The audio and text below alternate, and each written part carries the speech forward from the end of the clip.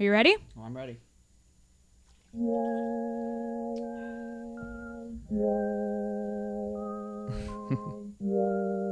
Yeah, movie time. Fuck yeah, movies. Hey yo, shut up, the movie's starting. Crack a beer and grab some chips, get the doobie, spark it. Melted butter for the popcorn, better not fall asleep. I'ma hit you if you start snoring. Wait, hold up. Is this a drama or a comedy? The plot was trash, but I like the cinematography. The director has the vision. Check out these transitions. Might fuck around and analyze the tone and symbolism. She's pretty, but her acting skills remain to be seen. Don't mind me, I'm trying to count the boobies in the nudity scene. Daniel Day is in this, bro. The man's unrivaled. True. I think you're illiterate, though, if you don't like the subtitles. Is that just me? I don't know. I guess it must be. Shit's a little boring for the first half, but trust me, there's a plot twist. Then the whole thing is real nutty. There's conflict. He has to confront old buddy. Ronnie's probably ranting. And then there's Cory yelling. True. Movies are a great medium of storytelling, so let's talk about it. That's what this show is for. We're gonna talk about some movies, maybe talk about some more. Who knows what's in store? No one but the Lord. Maybe talk about religion too, unless that strikes a chord. Point is, it's hardcore, so tune in if you're bored. Movie time, discussing movies and cinema galore. Take us right out there. Shout out to Lil Terrorist. Thanks, Lil Terrorist. Our great friend and excellent musician who did that theme song for us. Yep, he's the best. I knew he was the man for the job. Yep, check him out on Spotify. Yep. So welcome. You want to introduce this bad boy, or should I? Oh, yeah. Welcome to the Trifecta. I am Veronica. I'm Cory. And this is the podcast where we discuss 3 movies that fit a common theme that we made up. I like to call them spiritual trilogies. Which I know. I think is lame. She thinks it's dumb because it, I don't know, reminds her of like spirituality or something, which No, he's I don't know. starkly against. I'm just worried he's going to start healing me with crystals. I mean, or something there is a similar. distinct possibility of that. Get me a good Reiki membership. Good lord. So we're just going to discuss 3 movies today. Every week. Every week. But today this is going to be our critically reviled trilogy. Did I say call that right? them critically underrated. Underrated. I like reviled. I don't know. I get it. But they are literally underrated, which is why we picked this category. True. Critically underrated. Critically, yes. And those 3 that we're going to look at today are Tommy Boy, Yep. Dirty Work, Yep. and Joe Dirt. Yep. Personal favorite of yours. That is correct. You would call it your favorite? Yes. Of all time, which is Top. absurd, but I know. strange. I know. At one point, it was American Beauty, but then Kevin Spacey got canceled, and you're like, oh, better not. You know. Can't. Yeah. And then also that, like, just looking back, sort of a lot of themes in that movie that are a little cringe. Creepy. Oh, I it was a think. little. I mean, he does like. It's Yeah. it's probably. I don't know. Maybe we should do a trilogy sometime of like movies we like- thought we liked. Yeah. And then as we aged. Well, yeah, just that might be aged a good poorly. one. Aged poorly, right? Yeah. Or specifically for us. I mean, Right. other people might still like it. That's but. true. But so, the reason we chose these were because looking into Rotten Tomato, and we're going to use Rotten Tomato. I mean, like, you guys, can bitch about how Metacritic is better or, like, whatever. But, I don't know. I just like Rotten Tomato. We're going to use that basically as the terms for the how the critics have basically bashed these 3 excellent films. I think that's just pretentiousness. Yeah. I mean, it's because these are kind of like these Americana dumb like comedies that are not specifically artistic. I guess, think. yeah, for whatever reason, these goofy comedies rarely get, like, unless you're Apatow, and then, like, the flipping critics are just gargling on your balls, and that's, like, no big deal. But for these other movies, it's like, come on now. Like, they deserve a little bit more recognition than they're given. Totally agree. And that's why we're going to talk about them. That's why we're talking about them. Because they're worth talking about. It is literally the best for the first episode because I think this so. is It's the one we're most comfortable. We're like in a warm bath of film right now, just like up to ones our we've neck. seen several times. Oh, God, forever. Yes. God, if you marry Ronnie, basically marry David Spade. You're going to see him on the fucking TV screen every other day. Yeah, dude, I love David Spade. He's just so great and timeless. Well, he's in 2 of these films, so yeah, we're going to have a blast talking about him, right? And for our first one, I thought we'll start out with Tommy Boy. With Tommy Boy? Okay. Tommy Boy. So, so what this does is we're going chronologically. Tommy Boy, Dirty Work, Oh. and Joe Dirt are I didn't realize that in was your idea. order. Yeah, it makes sense, okay. I think. That's good. If you hate that, whatever. No, it's I love already it. done. It's fabulous. We're starting with Tommy Boy. Yes, it is. One thing that we'll do for this. Oh, you know what? We didn't grab the Dirty Work VHS. We'll have to grab that. Yep. but we are going to be reading the blurb on the back of each VHS because I think or that's DVDs kind of once they get into the DVD era. Oh yeah, there will be movies we do that don't have VHSs. Yeah, of course. Oh my God, you're so right. I know. So yeah, I'll read the back. It's called a blurb. Apparently, I had to Google this. I mean, I've heard this word before. I'm not illiterate, but I mean, I've never heard of it referred to the back of a VHS cover. So I'll read the little synopsis that's written back here, just because I think they're super cheesy. They're really cheesy. I don't know. They're so funny though. It is. And I figured we'd start off, since this is critically, what was it, underrated, you said? Yeah. All right, I guess we'll go with that. Critically underrated Rotten Tomato score. I'm going to have my lovely wife here, who does not know the score, guess it. Oh, yeah. You want to do that first? Yeah. Okay, why don't we do that for Tommy Boy? And what we'll do is we'll do that whenever we introduce a new one. I'll have you try to guess the Rotten Tomato score and the audience score, because there usually is a stark difference between those two. Or something relevant, the difference between them. Okay, cool. So for Tommy Boy, 1995's Tommy Boy, starring Chris Farley and David Spade. What a comedy duo. What do you suppose Rotten Tomato well, since we already know that these are really badly rated by the critics, I'm just talking? That does give me an Scraping the barrel, but or what? I'm gonna guess the Rotten Tomatoes score for Tommy Boy is 16%, and that the audience score is 70%. I'm gonna go ahead and have you take that up because Rotten Tomato score 42%. Wow, it's actually not that. I mean, it's pretty rotten, but it's not like we're not scraping the bottom of the barrel with that shit. But it's still like that movie's a masterpiece, and it should be like a 90%.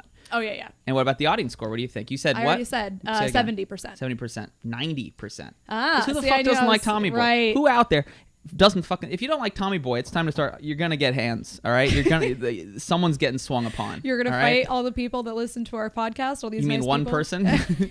Named my mother, who's probably the only one. Yeah, I'm sorry about saying gargling balls earlier, Mom. That's I apologize. I'm not. No. Oh shit. Oh boy. Now, do you want to hear what the critics said about it? Like, you know how there's like yeah. Read it. Though it benefits from the comic charm of its two leads, Tommy Boy too often feels like a familiar sketch starring them. Wait, no, I said it wrong. Fuck. Like a familiar sketch stretched thin. I don't know. We talked about this before. What, like an SNL type sketch? Okay. We talked about this before, how we kind of believe that the SNL like current model, or just in general, is pretty like cringe, and that it almost actually translates better to a movie like this. Yes. Where I can think of so many SNL movies that I love, and I haven't watched the actual show. Yeah, and even some ones that like characters, like Wayne's World, were characters on SNL. Right, but the movie is so like iconic. Right, and just I don't know. I think it works well. And I feel like all the people that quote those they're quoting the movies. It's very rare that they're quoting like the popular sketches. I mean, sometimes it's like Chris Farley like gonna live in a van down by the river. Like, I mean, yeah, that shit definitely gets. I think overall traction. SNL is vastly overrated in my humble opinion. Oh well, we're canceled. And there goes our one lingering listener. They're like, click. So how about I hit you with the tagline for this bad boy? Yes, I think this is, please share the tagline. I do love me some taglines, which are also sometimes super cheesy. For sure. Now this one has only one tagline. You'll find that's not the case for some of the others. Yeah. All right. So for this tagline, again, Tommy Boy, if at first you don't succeed, lower your standards. What do you think? It's not bad. Yeah, I feel like I could apply that to a lot of things in my life. Oh, well now. Hey now. We have a beautiful daughter, okay? At least you got something out of this. Our and this podcast. Holy matrimony. Clearly, it's really all been leading up to this. Right now, like the top of the charts. Almost a decade of marriage, or not even marriage, just of being together is just to get to this point for you. Yeah, that's so, you could monetize this somehow. It's not a bad tagline for sure. It's not. Now, coming back to the whole SNL sitch. All right. Obviously, Chris Farley and David Spade were on it simultaneously. Right. Right. Now, you have a story, I believe, about SNL and David Spade. Yeah, and actually, this is something by Norm Macdonald who involves this, and which also is funny because he's also in our trilogies and one of the other movies. So all connected. Holy shit! They're so connected. We didn't even really plan that part. It just happened to be like, oh. I mean, some people saw Tenet, but like, I don't know, I couldn't hear it. Like, the volume was weird. Is that what they sound like? Yeah, they're like, I don't know. Like, I went out in a pandemic, okay? Mask on, motherfucker. All right, that's how much I love me some Nolan. All right, you guys haven't you seen every single one of his movies now? I now have, yes, including his following, which is a weird sort of almost art film. But really anyways, good. It is really good. But tell me about SNL. 'Cause okay, so I heard this. Couldn't be pressed to know. I heard this story on a podcast that Artie Lang was on. Artie Which is funny because he's also in Dirty Work. I believe Artie Cocaine Nose Lang, I believe. Don't be mean to him. He did enough reborn, okay? Cocaine to kill a small horse. I know, okay? and he'll tell you about it happily. God, how do you survive that? And plus, he was overweight. I mean, it took Farley, but damn, it didn't take him. I know. Weird, well, right? Yeah, he's on the other side of it now, seemingly. Right? That's good. I think he might still be under house arrest in New York. Before, just a little bit of coke? I think, some sort of something like. Anyways, we've all been there, you know. No. Okay. You definitely haven't. Yeah, it's a surprise that I haven't. Yeah, but that for is you, it shocking tracks. that it you tracks. weren't a coke fiend for many years. Thank God, though. Why is that shocking? Okay. You started. Okay, so apparently Artie Lang tells this story about how Norm Macdonald was out at a party with Chris Farley. And it sounds like a fucking party. I forgot who the Chris other Farley's person there. was. It's just getting crazy. Someone's dying at that party. Hopefully not him. Oh, it was Artie. It was Artie was there. Jesus, and that's a lot of and coke and so booze. Artie and Norm were kind of trying to keep Chris alive. Yeah, trying to prevent him from going crazy, right? Oh. So they were trying to stop him from doing drugs at this party. They're like, all right, you keep an eye on him, and and then at some point they lost him. Where's Chris? Artie spots Chris going into a bathroom with Andy Dick from across the room. Whatever is going to happen in that bathroom is something I don't think is good for no anyone. Definitely not for the world. They're not like juicing in there. They're not like hyping each other up to like work out or anything. That's not what's happening in that bathroom. So then Artie comes up to Norm and he's like, dude, fuck, like we lost track of Chris and he just went into the bathroom with Andy Dick. Like this is not good. Bro. And then Norm just looks at him with like his like squinty ass eyes, and he's like, fuck, I hope he's high. And it's so fucking such a tell of the times of their like gay jokes and just it was like this was probably the 90s, early 90s. I was gonna say like 90s. There wasn't as much. A lot of things would be canceled. Yes, at this point, for sure. Pretty much all three of these movies, at least in one way. But it's still or another. such a funny story. I love thinking about it. And so it's, I mean, Tommy Boy in general, it's just a classic.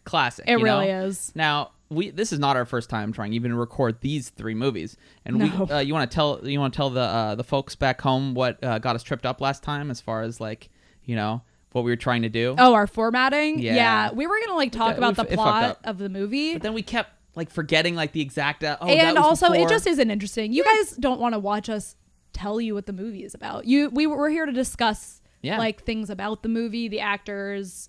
Well, I would like a blurb though. Let's get that. Okay, VHS let's do the going, blurb, please. Okay, so because that's a nice little like it's like this kind of covers that. Exactly. This is what the movie is about, and then it's kind of nice. We can it's like keep doing analysis. Hey, there's a fucking cat in here.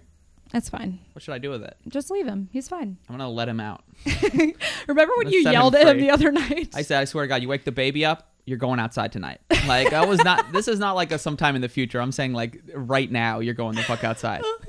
I'm putting you. No, you said I'm putting you on the street tonight. That's right. You're right. Yeah, there was the language there. I'm putting you on the street, not just like sending you out. Like I'm putting you on the street. That's where you fucking live. Very urgent. I mean, he fucking keeps meowing. It's better to be fucking urgent. All right. I mean, these are good mics. Hopefully, it won't pick it up. But he's loud like as bitch, fuck. So, dude, like I'm sick of it. All right, you ready? We've been hyping up this blurb, and it's gonna be extra cheesy. Blurb this shit.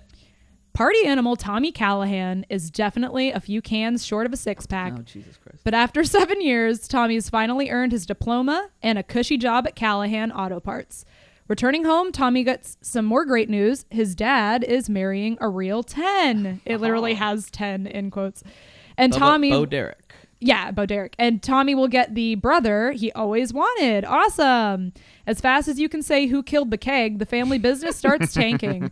Now Tommy's got to hit the road with his dad's right-hand man, a smug numbers cruncher. Oh boy. And what these two don't know about their salesmanship could fill a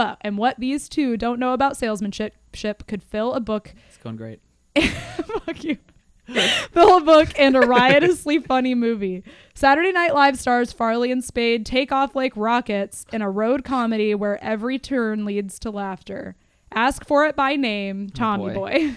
You know what? I feel like these blurbs are made by people that are like not cool enough to even like like that. You know, like these they movies, paid an intern like $70 to write this. Yeah, I'm pretty sure. It's like, how can we go right down the middle? Yeah, how like can we be as like fucking how to make middle this America, as palatable as possible? Randy Newman, like just fucking just like can't like keep it up. Yeah, exactly. I'm not gonna insult or offend anyone, and that's what that fucking shit sounds like. Yeah, this movie is not. I mean, there are some offensive it's things, really not that but bad, it's pretty. No, it's pretty actually tame. Pretty pure. I think of the ways. 3 that we have here, it's definitely the tamest. Pure. Yeah, it's also like God. Tommy, what a sweetheart. You know what I mean? I know. I mean, Joe's he's a great character. But he is a good character. Tommy Boy's done nothing wrong, and I won't hear anything else about it. He's such a derp, but like he's so kind-hearted, right? Yeah, it's truly a beautiful thing, and God, you gotta love him. And he is totally an idiot. And I mean, just look at his history final there.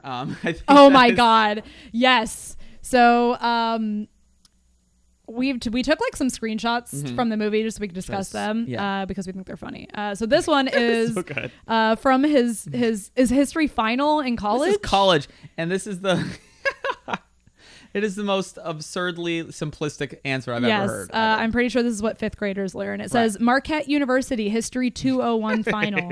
The first question is Thomas Jefferson, James Madison, and blank Hancock were all framers of the Constitution. And this poor stupid beautiful son of a bitch, but Herbie Hancock, which is someone, right? Who is Herbie Hancock? I don't know. I feel we should have known this. I know. We should have fucking looked it up. It's fine. My pits are sweating. Write in the comments who Herbie Hancock is. Yeah, I don't. I'm feel like sure it's some dated reference. We from have the laptops 80s, in front of us, but not looking that shit up. Ain't happening. You think I'm opening a tab for Herbie Hancock, whoever the fuck that is? It's really not happening.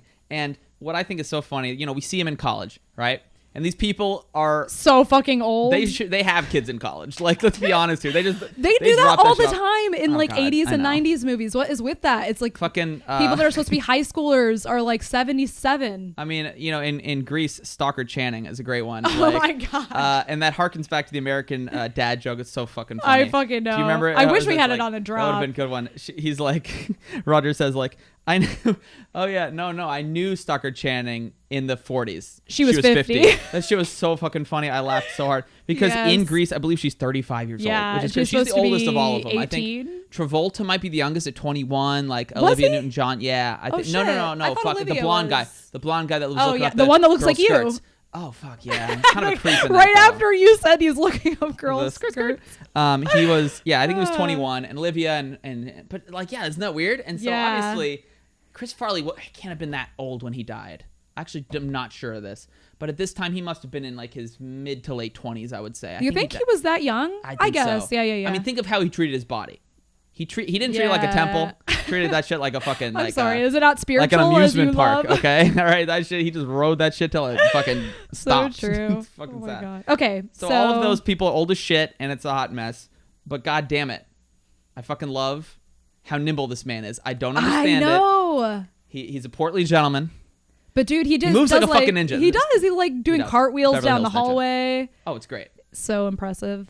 And I love it. No, it's quite interesting to see how he uses physical comedy, because not only is he hilarious with his delivery, his. So sorry, everyone. Shit, what the fuck was that? I was scared. Do it. No, please hit me with. I think Veronica's trying to pull up a drop here. Yeah, but don't worry. It wasn't ready yet. So, anyways, keep going.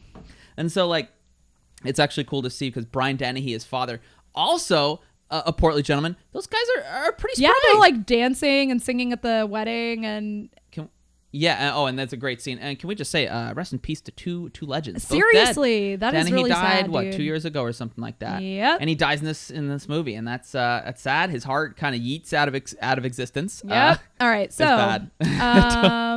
So they are just really cute. I love what other characters do you love in this movie? I really like their relationship, and I know we talked about that when we saw it. It's like this movie could have easily been where it's like, oh, Tommy, like think Billy Madison. You know how his dad's like, you're kind of a fuck up, Billy, and right? Like, Yeah. But this is like he loves his son for everything that he does. Is. It's and so it's beautiful. True. Yes, because this whole thing could have been like, oh, Tommy boy, you got your shit. Yeah, like, your but everybody's so together. supportive of him, even at the factory when he first gets there. Right. Like Tommy's like, I got a D, and they're and like, way to go. way to go. And without a hint of irony, these people are just it's pure. It's nice. What is it? Ohio? I mean, that's Ohio for you, right? Yep. Is this an Ohio Sandusky, accent? Which is that's where Cedar Point is. Sandusky, huh? Yeah, I think so. Think of that Sandusky character. Remember the guy that was like... You're calling him a character because we were listening to Norm Macdonald Yeah, that'll give us some time. That character. Now, you used an expression I liked a lot as far as Tommy's character goes in a relationship to his dad. You said he had some chutzpah, I believe. Yeah, yep. I did say that. You like that Yiddish term? You really gotta... I really would love, and I'm sure I'm not alone in this, for you to stop doing that into the microphone immediately. You gotta get the phlegm on. I'm gonna need you to immediately stop. Well, he does have some... He does have chutzpah. Excuse me, sorry, I choked myself. I bet he did when he was a kid, and that's why I think he gives... You said, that... Gives Tommy such a break because he's like, Big Tom was like, I was like this as a kid. Yeah, totally. And it's a sweet movie, and I love it. It's great. So David Spade in this is... Oh, my fucking God. Such Richard, a fabulous character. I love how just snarky he is, and he's such a smart ass. His fucking delivery is so good. And so hurtful. Like, oh, my God. So I know. It's like when he's like... he said, what does he say to him? He's like, 7 years. Yeah, he spent 7 years in college. You know, a lot of people go to college for 7 years. I know. They're called doctors. Oh, God. It's like every single line he says is just like that. It's just so sharp. And the way he just sort of like cuts off, like, I don't know. It's very like quick. It's just like, yes. Boom. And then you're just like, oh, God, poor Tommy. But it's such a funny comedic duo between the two of them. He's like, does this suit make me look fat? And he's like, no, your face does. Jesus Christ. Every time. Oh, shit. Woo. It's really great. Yeah. So another thing that I was thinking about, Richard, who is David Spade in this, is how he's kind of, I don't know if any of you guys remember the Simpsons episode. Oh, yes. Homer's enemy, right? Yeah, Homer's worst enemy. It was season 8, I think, or maybe 9. I think you pulled out 8 out of your ass, and it was. I think it's true. Yeah, I think it is right. 8. But Frank Grimes, the character in that episode, is just they wrote this episode to just sort of illustrate the absurdity of everything that Homer Simpson has done and how it's impossible. Like, he's like so successful. He's like been to the moon. He has an amazing job at the power plant and everything is going for him. He has a fucking mansion. Like, his house is massive and he's just such an oaf. And then Frank Grimes, like, who's this guy who's like worked every day of his life, the hardest he could ever work. And he comes and he lives, what does he say? I live under a bowling alley on top of another bowling alley or something. God damn. That's so fucked up. That's where his apartment is. Holy shit. That's such a funny episode. But it totally reminds me of the Richard and what he's kind of like. Richard's worked so hard. He's like, oh, yeah, look, he has an office and I don't. He's only been here all of 5 minutes. Yes, you know? Yes, exactly. Of course you get the corner office. Yeah, so... and he is also really resentful because he saw Tommy's dad as a father figure growing up, and so he mentions that throughout the movie. Like, he's like, you always took your dad for granted. Yeah, right after he dies, right? And sweet, actually, because I didn't have a father growing up. It was like, I don't know. There are some true heartfelt moments here. But there was good like character development with those, I think, and still making him super funny. And so on top of like, you know, once Big Tom dies, and then it's like Tommy and fucking Richard out on the road. On the other hand, you got Bo Derek. Oh yeah, Rob Lowe. I think she looks like Bo Derek. Yes, I love it. And Rob Lowe in an uncredited role because he was busy doing the miniseries The Stand, which you've seen before. Yeah, right? I have, but I don't remember it. And I've heard the new one's not great. I don't know. Stand is a hard book to make into a film. Yeah, sure. right. Well, but talk to the Game of Thrones people about that. Yeah. Now, how do you feel about Rob Lowe? Was he hot in this? I mean, he's obviously hot. Terrible, but like he's like douchebag hot. Yeah, he's douchey, sort of hot. But I mean, he was like the heartthrob in the late 80s, right? Fun fact, I mean, my mom met him back around this time, actually earlier, I guess the 80s. For total what? douchebag. I don't know, back in LA when they were like living there and shit. She said she met Rob Lowe. Douchebag. He was Rob, like mean. I guess he was kind of douchey. I don't know if maybe. I mean, he was a star. I think he's probably different. Yeah, I mean, like he looks like he's calmed down. He was a like little bit. Young star. What do you expect? You're right. And that man turned into a fucking silver fox, looking good. Like I think in Parks and Rec, he was very charming. I think he's hotter now with his like. He's probably. I mean, like older guy love over here, but I think you just love guys with like artificial hips and shit. Shut the fuck up. Fucking just break that shit off. You know what I'm saying? Like, artificial hips. That is very attractive. So yeah, what else? So brothers don't hug. Brothers don't shake hands. Brothers hug. Sweet great. Tommy. All he wants is a family, you know, because his mom died. I don't know if we ever know specifics. No, they don't talk about it. But it's just Tom and Big Tom, Tommy and Big Tom, right? And then so he's so happy to have, and he really is like just happy for his dad. Very nice, and he just loves it. Rob Lowe's part, but lo and behold, not who he thinks he is. Right. So funny thing about when he's talking to him. He's like, brothers don't shake hands. Brothers gotta hug. And then he like takes him out on a fun-filled night on the town. Oh, it's so funny. Which ends up just being cow tipping because this is Sandusky, Ohio. Apparently, cow tipping is not a real thing because cows sleep lying down. Like, yeah, apparently this is not a thing. So it's just like a Hollywood because it's in a lot of like shows and that's where I've comment if you've ever cow tipped. Yes, please. And actually come comment take us below please. if that's a real thing, then never mind. Never mind everything I said and I want to go. Please take me cow tipping. First of all, that's rude to cows.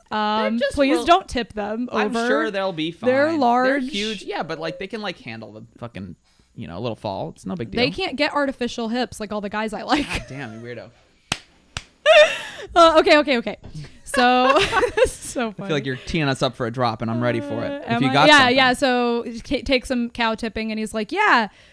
So this is all you got to do. You just push them over, and then they fall over, and then Rob Lowe looks at him and says, "This doesn't strike you as kind of dumb?"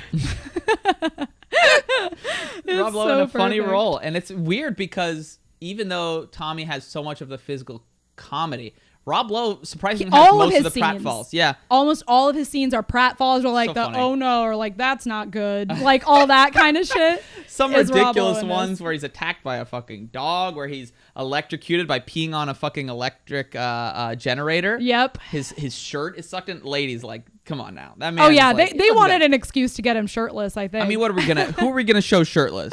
Fucking Tommy or Richard? No. Right, yeah. I don't know.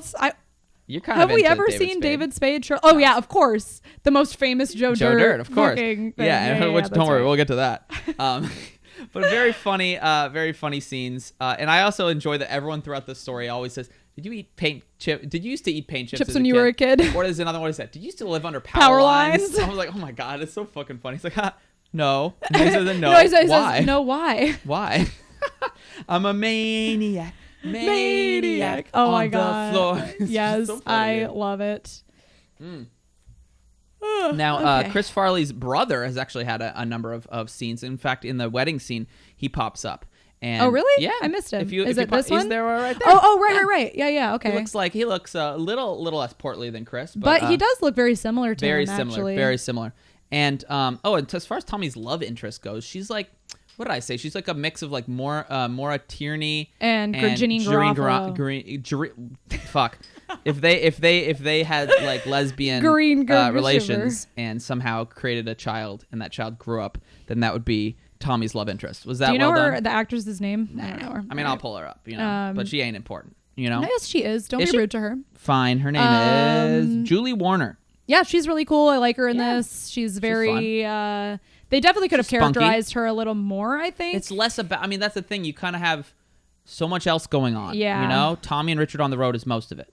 And then you've got the Bo Derek and Rob Lowe scenes.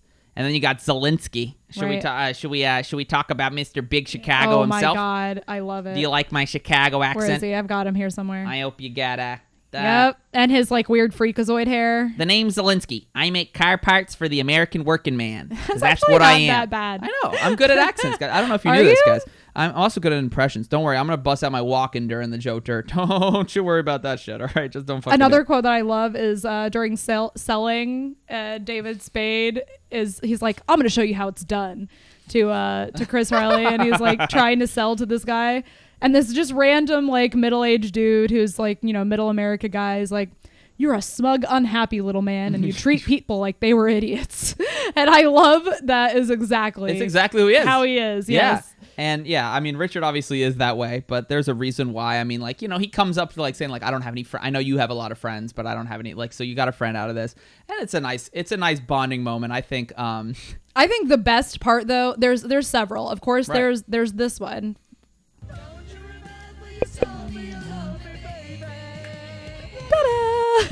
He does that. That one's great. Often parodied. Is it? Okay. Oh, that specific scene? Or is that parodying Harold something and else? Kumar. I don't think so. Because we talked about this. They do Hold On for One More. Do they do that one? I know there's pain, but oh yeah. Which is a little less emotional, but it's just like that sort of like, you can change it if you want to. Yeah, I feel like that's a common thing. It's really funny though. And just all of their bonding scenes were hilarious. Dude, the deer scene was really great. God. Was really great. So this makes me want to bring up one thing that makes me laugh about when Cory and I watch movies. Is I'm always like kind of the asshole skeptic that I'm like, oh, that's CGI or like that's hate fake. it. I'm like, just suspend disbelief and stop being a. I can't. See you next Tuesday. Fucking Okay? do Just it. don't do it. I will see you next Tuesday, constantly and always. I know. Every Tuesday. I just like. I definitely see that shit. She just loves to break my heart. And then Cory will be like, no, it's not. I don't think it's CGI. Always, and But it's so obvious. Sometimes it's not. No, it's almost always is. It definitely is. What the fuck ever. See, this is why it's infuriating. Like, she can't just turn her fucking big old brain off. We can't watch like any reality TV shows or anything because she ruined Queer Eye for me. I love that shit. I was crying every episode. Yeah. And she's like, this isn't real. Blah, blah, blah. And I was like, God damn it. And then she like with Chopped, like, it's and I was like, God damn it. Why do you have to do this? I'm so sorry. You're fucking terrible. Why am I like this? No. Okay. So the deer scene is great when he wrecks the car. Fun fact about deer actors. Not good. They're assholes. Oh, I'm sorry. They're fucking assholes. They're not good. There are a lot of animals that suck, that don't suck. Like horses are easy to like have on screen. And also, whenever there's a fucking animal, she's like, that animal's mistreated because like all animals. I'm like, fuck. I'm fucking sorry that I give a shit about animals. I just don't want to think about it, Like, tell me after the movie. I'm like, oh yeah, but like not during. Like, let me turn that shit off during the movie. Oh, that's impossible. Why did you marry me? Oh fuck, I don't know. I didn't know this about. I did know this about you. I don't know. Glutton for punishment. You fucked or some up, shit. dude. And during the deer scene, like it took them for fucking ever. Like they had to let the deer like piss in the car to finally get comfortable enough to like just like be there and shit. I didn't know that. Had to mark its so fucking funny. territory, and it's partially the real deer. Obviously, there are scenes with the real deer, but then there's like I think it's there's hilarious. Like a puppet? It's like a puppet where they're just like it's obviously someone just like holding like a deer like head arm and like arm, and smashing windows, and it is well cut. It's funny, great. and then It's he's great. like all they went the extra mile by getting an actual deer, and I appreciated that, which I love. I also love when they are in the hotel rooms. There's several scenes that are so fucking funny, like there's all these moths that David Spade is vacuuming up. And I was like, those are probably real moths. Or like, I was just thinking that. And Ronnie's like, that's just like confetti. I was like, it was so clearly. I know, but like, let me believe for a fucking second that they sucked up some moths. Like, I don't know. Like, that's mean. But those moths would survive. Wouldn't they? I don't think so. I mean, how about we suck you up with a vacuum and see if you survive? Damn. All right. You're right. I need to be more fucking conscientious. Bust out some more. Flip forward a little bit. Oh, yeah. Okay, let's see. Yeah. I don't know. I guess he's cleaning. Yeah, that's when he's like sucking up the moths. It's so great. Oh, and the fucking scene, the masturbation scene, which is. Oh my god. I don't want to think about David Spade jerking off. Oh no. There are very few guys I want to think about jerking. In fact, I'd say there are no guys that I want to think about jerking off. I'm sorry. That's very presumptuous. Yes, you're right. So that's a thing that they do a lot too in movies. Is the like guy looking out the window and the girls getting naked in the pool. I think that's a which you haven't fucking seen. Fast Times. Yeah, Fast Times. That's right. Phoebe Cates. Is there a more iconic scene where she gets out of the pool, titties bust out, like she busts them out herself, like they don't, and fucking Judge Reinhold. Guy's name is Judge. That guy's kind of hot. He is kind of hot. He's kind of got a me vibe, so that makes sense. Like he's got like a redhead. He's like he tallish. Does kind of look like you. And no he's just wanking it. He's jerking it too, actually, in that scene. That's what I'm saying. Yeah, but he's not actually. He's imagining that. Yeah. But then she comes in. Oh, fucking hilarious. Yeah. That's a great scene. I've seen that scene before, but So he's doing that to this girl. Well, I guess Tommy was out getting pizza or something, and he says they were. Then he comes in, he was like, "They were closed," because David runs away from the window and gets in the bed, and he's like, "All right, time to go pack it hit in." The hay. You have a drop for that, don't you? Yeah. He's like, "What were you doing, Richard?" Richard, were you watching Spanked Revision? Okay, then let's hit it. Let's hit it. Okay, then. Shit's so funny. I fucking love that shit. It's really, really funny. And fun fact, both of them dated that actress at one point or another. Really? Yeah. Mm-hmm. So a little bit of behind the scenes there really was some spanked revision going on. I mean, you know what I'm saying? It's just very, very different people to date. You know what I mean? Like, that's true. Either you're into that's literally the odd couple thing they're going for in this movie. It's just weird for one woman to be so like, fucking different. Oh, fucking hilarious, right? And and then when they finally make all their sales and it's this triumphant moment, and then David Spade is like kind of joking around with Tommy. Tommy's like trying to sleep, and David went and got like coffee and donuts and stuff to celebrate. He's like, housekeeping? You mean that? Housekeeping? And he's like knocking on the door. You want me to jerk you off? Yeah. Really great. Really and he's like, no, I'm too sleepy. He's like, no. He's like, sleepy. And one more hour. Yep. I love that so shit. good. And it's really great. And, by the end, they're trying to save the company, and they go into to Chicago to see Zelensky. And Tommy Boy inadvertently, or Tommy, I guess his name's not Tommy Boy. It's not like that's his last fucking name or anything. I mentioned it by name. Yeah, Tommy exactly. Boy. He inadvertently robs a bank, and then later straps not real dynamite, but I'm pretty They're sure like road flares. He's gonna be charged with terrorism. All right, I know this was pre 9/11, but you can't just do that shit. And just get away with it. No, they're all Someone's like, taking oh, him it's down. just Tommy. It's fine. Tommy. He saved Sandusky. You know, everything's exactly. fine. And it is so fucking hilarious. And they're fucking during the time their car gets so wrecked. It's really hilarious. does. I believe they need like one of those little like not baby gates, but like one of those. You know what I'm talking about? Yeah, it is. Style. It is like an accordion baby gate that they use to have a inside. door. So fucking good. I love it. I love that. That's actually a really fun set piece that they would create that totally destroyed car. Like that's cool. I wonder if that exists out there somewhere, like in a museum or something. Do you want to hit him with a fuck, marry, kill here? Yeah. Let's do fuck, marry, kill. Let's go ahead and actually, I do want to mention that this movie does not pass the Bechdel test. Oh, right.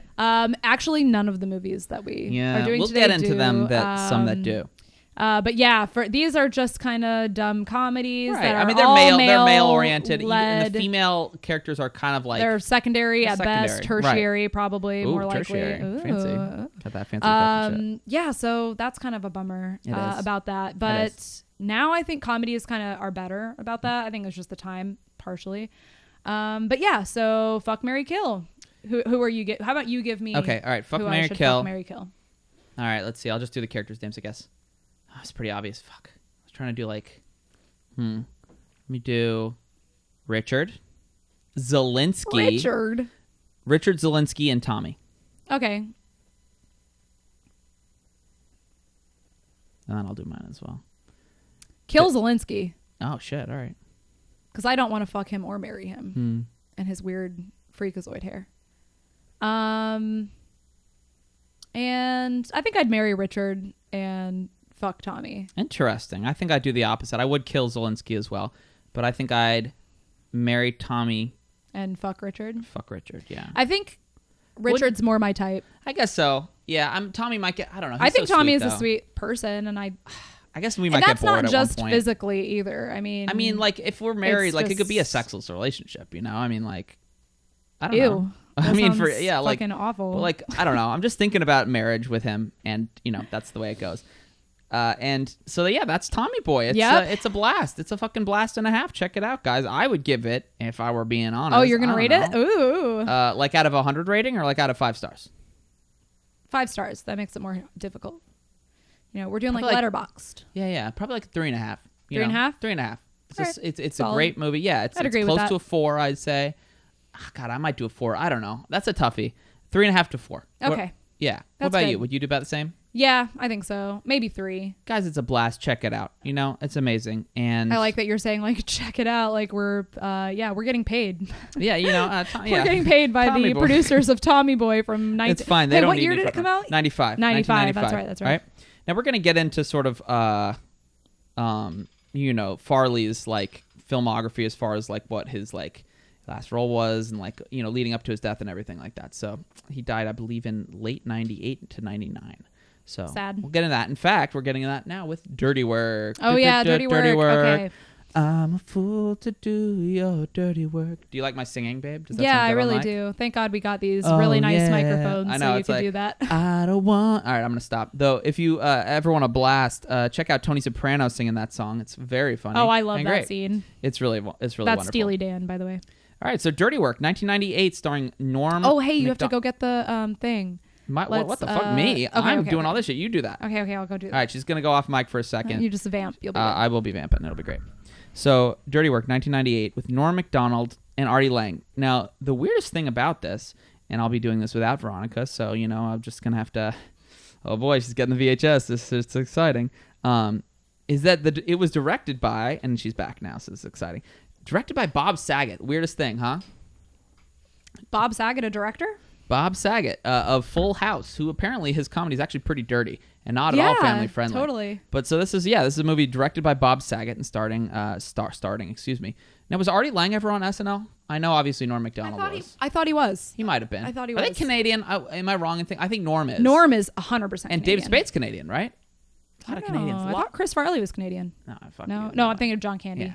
John Candy. Another rest in peace legend. I know. Fuck. You can see why I got them Damn, confused. John Candy. You remember when we were watching Planes, Trains, and Automobiles? And I was weeping like a little fucking girl? Yeah. Yeah. That shit was sad. Yeah, it that was movie really was sad good. as It's fuck. beautiful. I'm sure it'll great. make it into some. Oh, don't worry, we'll get there. At some Thanksgiving point. trilogy. Send us a comment below if you know a good trilogy that Planes, Trains, and Automobiles would land in. All right, so I got the thing. Yes, it's beautiful, and I love that we have VHSs for at least one of these. I also love it. It's quite a movie. Let's have Veronica sort of guess the Rotten Tomato score on this one. Oh, okay, yeah. So I know this one's really bad. First I'm gonna guess that it's the lowest of the three. Should I tell you? No, don't tell me yet. yet. Don't tell me yet. That's just your prediction. That's my guess. I think this is definitely the most unknown of the three we're doing. That is true. And it is so funny that we both knew this movie. Did we know this independently before we met? Or did I show it to you? That I don't fucking remember. You don't remember? Because I know when I was at my you dad's, I had watched it a on lot. DVD, but that was after we met. I don't know. been together for a I think while. we were together when we When both would you have identified been it. buying? I don't know if I bought. No, I've been watching this I movie. think that must have been your DVD. 8. I think that must have been your DVD. How else would I have gotten that DVD? I think you must have bought it. You know what I think it was? During The Last Word? during freshman year, Kyle, do you remember Kyle, my roommate? He was but he was like a frat kid, whatever. He like left a bunch of DVDs. He's like, here, you can just have all these. And one of them was I think it was this? Dirty Work. Yeah, That is I think so that's what weird it must have been. because I watched this actual. I had this when I was a kid. I think I was blast. like 9, and I used to watch it and go to sleep all the time. And I did too. Which is I funny. know, Like, but we were not both, until like, you were laughing at like, it was age appropriate. Right. Yeah. Exactly. I was student teaching, and I was like fucking like sleep deprived, and that movie was the one thing that kept me going. There's one thing I actually remember about this VHS is that there's some great previews of movies that I've never fucking heard about ever again, which included a trailer. Oh yeah, maybe you could figure out what it was. Know what it is. It was a trailer that had the fucking Harvey Danger song in it, Flagpole Sitta. Mm-hmm. And that was Great the first song. time I'd ever heard that song was on the preview on Is this that all you're movie. giving And me, no, listen. This is all I remember. I think it was about some college kids, and then there was like some sort of something that was taking them over. They were becoming possessed, possibly. It looked like a thriller, like late 90s thriller, and Oh no, that's a good question. I think it was a one-word title. Anyways, if you watch Dirty Work comment on in the VHS, I would be surprised if there's If anyone's any shocked. person on the planet, let alone somebody who's This happening movie did to not listen do to well. this. Let's just say it did not do well. We haven't talked like box office, but like these ones aren't nothing too significant. As far No, as they're it not goes. blockbusters. These No, are none of them just, were. Yeah. So okay, so my guess Yes. is my Rotten Tomatoes guess is 12%, and my audience score guess is like 46%. So you're pretty close with the Rotten Tomatoes score. It's 17%. Okay. The See, the that audience fucking bullshit. The audience score is actually 65. So Hey, a good amount of okay, people so liked that's it. better. I mean, think yeah, most people that I think that have. if I you've would seen show it, it's this to good. someone. Yeah, and they're seriously. like, "Oh, it's fucking good." Yeah, Yeah, it's fun. It's a fun movie. Why don't let's see here? Let me do the taglines for it. Yes, please. And then you could do your blurb. Oh, 'cause I'll I do love a blurb. I'll pick my favorite. Is there several? This one has several. and Okay, so does I'll Joe tell Dirt. you my favorite one. So taglines for Dirty Work, 1998. All right. Here's the first one. Revenge is a dish. Oh, wow. Ooh, let me try that again. Yikes. Dish. Revenge is a dish best served dirty. And dirty's like all in like caps. Dirty. And then That's here's right. the next one. It's sick. It's dirty. It's their job. Okay. Here's the next one. Revenge is sweet. In parentheses. And surprisingly affordable. I like that one. Sounds pretty good, right? I like that one. And lastly, they put the FU back in fun. Nope, that's that one's lame. bullshit as hell. Get That rid of one's it. I hate very it. lame. I think probably the Revenge is sweet. The parentheses and Yes, surprisingly affordable. and That's surprisingly affordable. It's kind of That's like good. clever. It's like they're selling their dirty work. Yeah, it's yeah, a revenge yeah. for hire business, which is a Yep. great idea. God, such I'm a fucking kinda great surprised concept. there's never been like I another am movie too. like that. 'Cause I'm it's so surprised that's funny. not an actual business. Oh yeah, should we start Like, yeah, start just fuck this podcast Exactly. instead. Ronnie always has too many fucking cooks in the fire. No, that's not what's the expression. Too many irons in the fire. Thank you. Irons. I Yes. said fucking cooks. Too many cooks in the kitchen. Yeah, no, I was that's taking my idioms and switching them. that would be this podcast if it wasn't for me doing everything. Oh my god! All right, look, I ask, and you're like, you can't do shit. So now, fun fact: that first, you remember I gave you like the critics like sort of their consensus. Yeah. Tell me. This one, it's so unknown. It didn't even have a critics consensus, so I had to go to like one of like the critics, whatever they said. Oh, and just see what they said. Okay. And it says a tone deaf scattershot and dispiritingly cheesy affair with more groans than laughs. That is so off. They came in hot for it. The scattershot really was like, damn, I said that shit's all over the place. I don't give a fuck.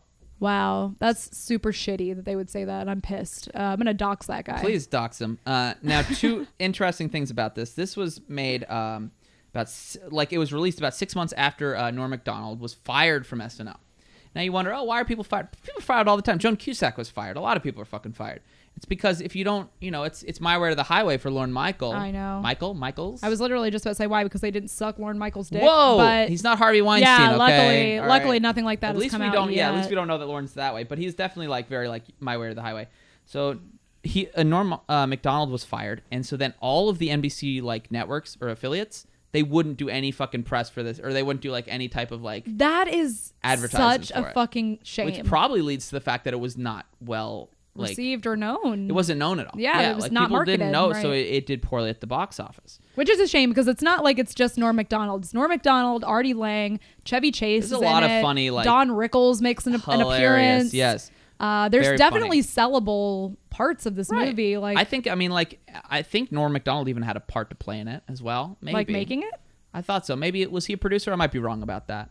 Doesn't No, he say was that. for Tommy Boy though. I know he was for yeah. that's what I'm Oh thinking. no, it does say Is he? production. Is Norm he there? Macdonald. Lorne? Yeah. Also, what type of fucking name is Lorne? Lorne. Lorne. That's pretty cool.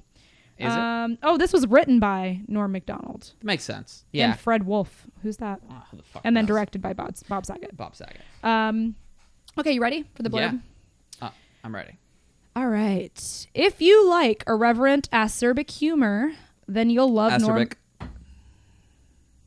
Fucking married an English teacher. Why would I fuck do did you this to expect? myself? Take two. If you like irreverent, acerbic Watch humor, me be wrong. Holy shit. Anyway, go ahead. please comment if Cory is wrong. That's the most important thing you could have ever commented about. Then you'll love this Norm Macdonald. You'll love Norm Macdonald in this outrageous screwball comedy about dishing out revenge Oh boy. and making money at it. Life's not so great for Mitch Weaver.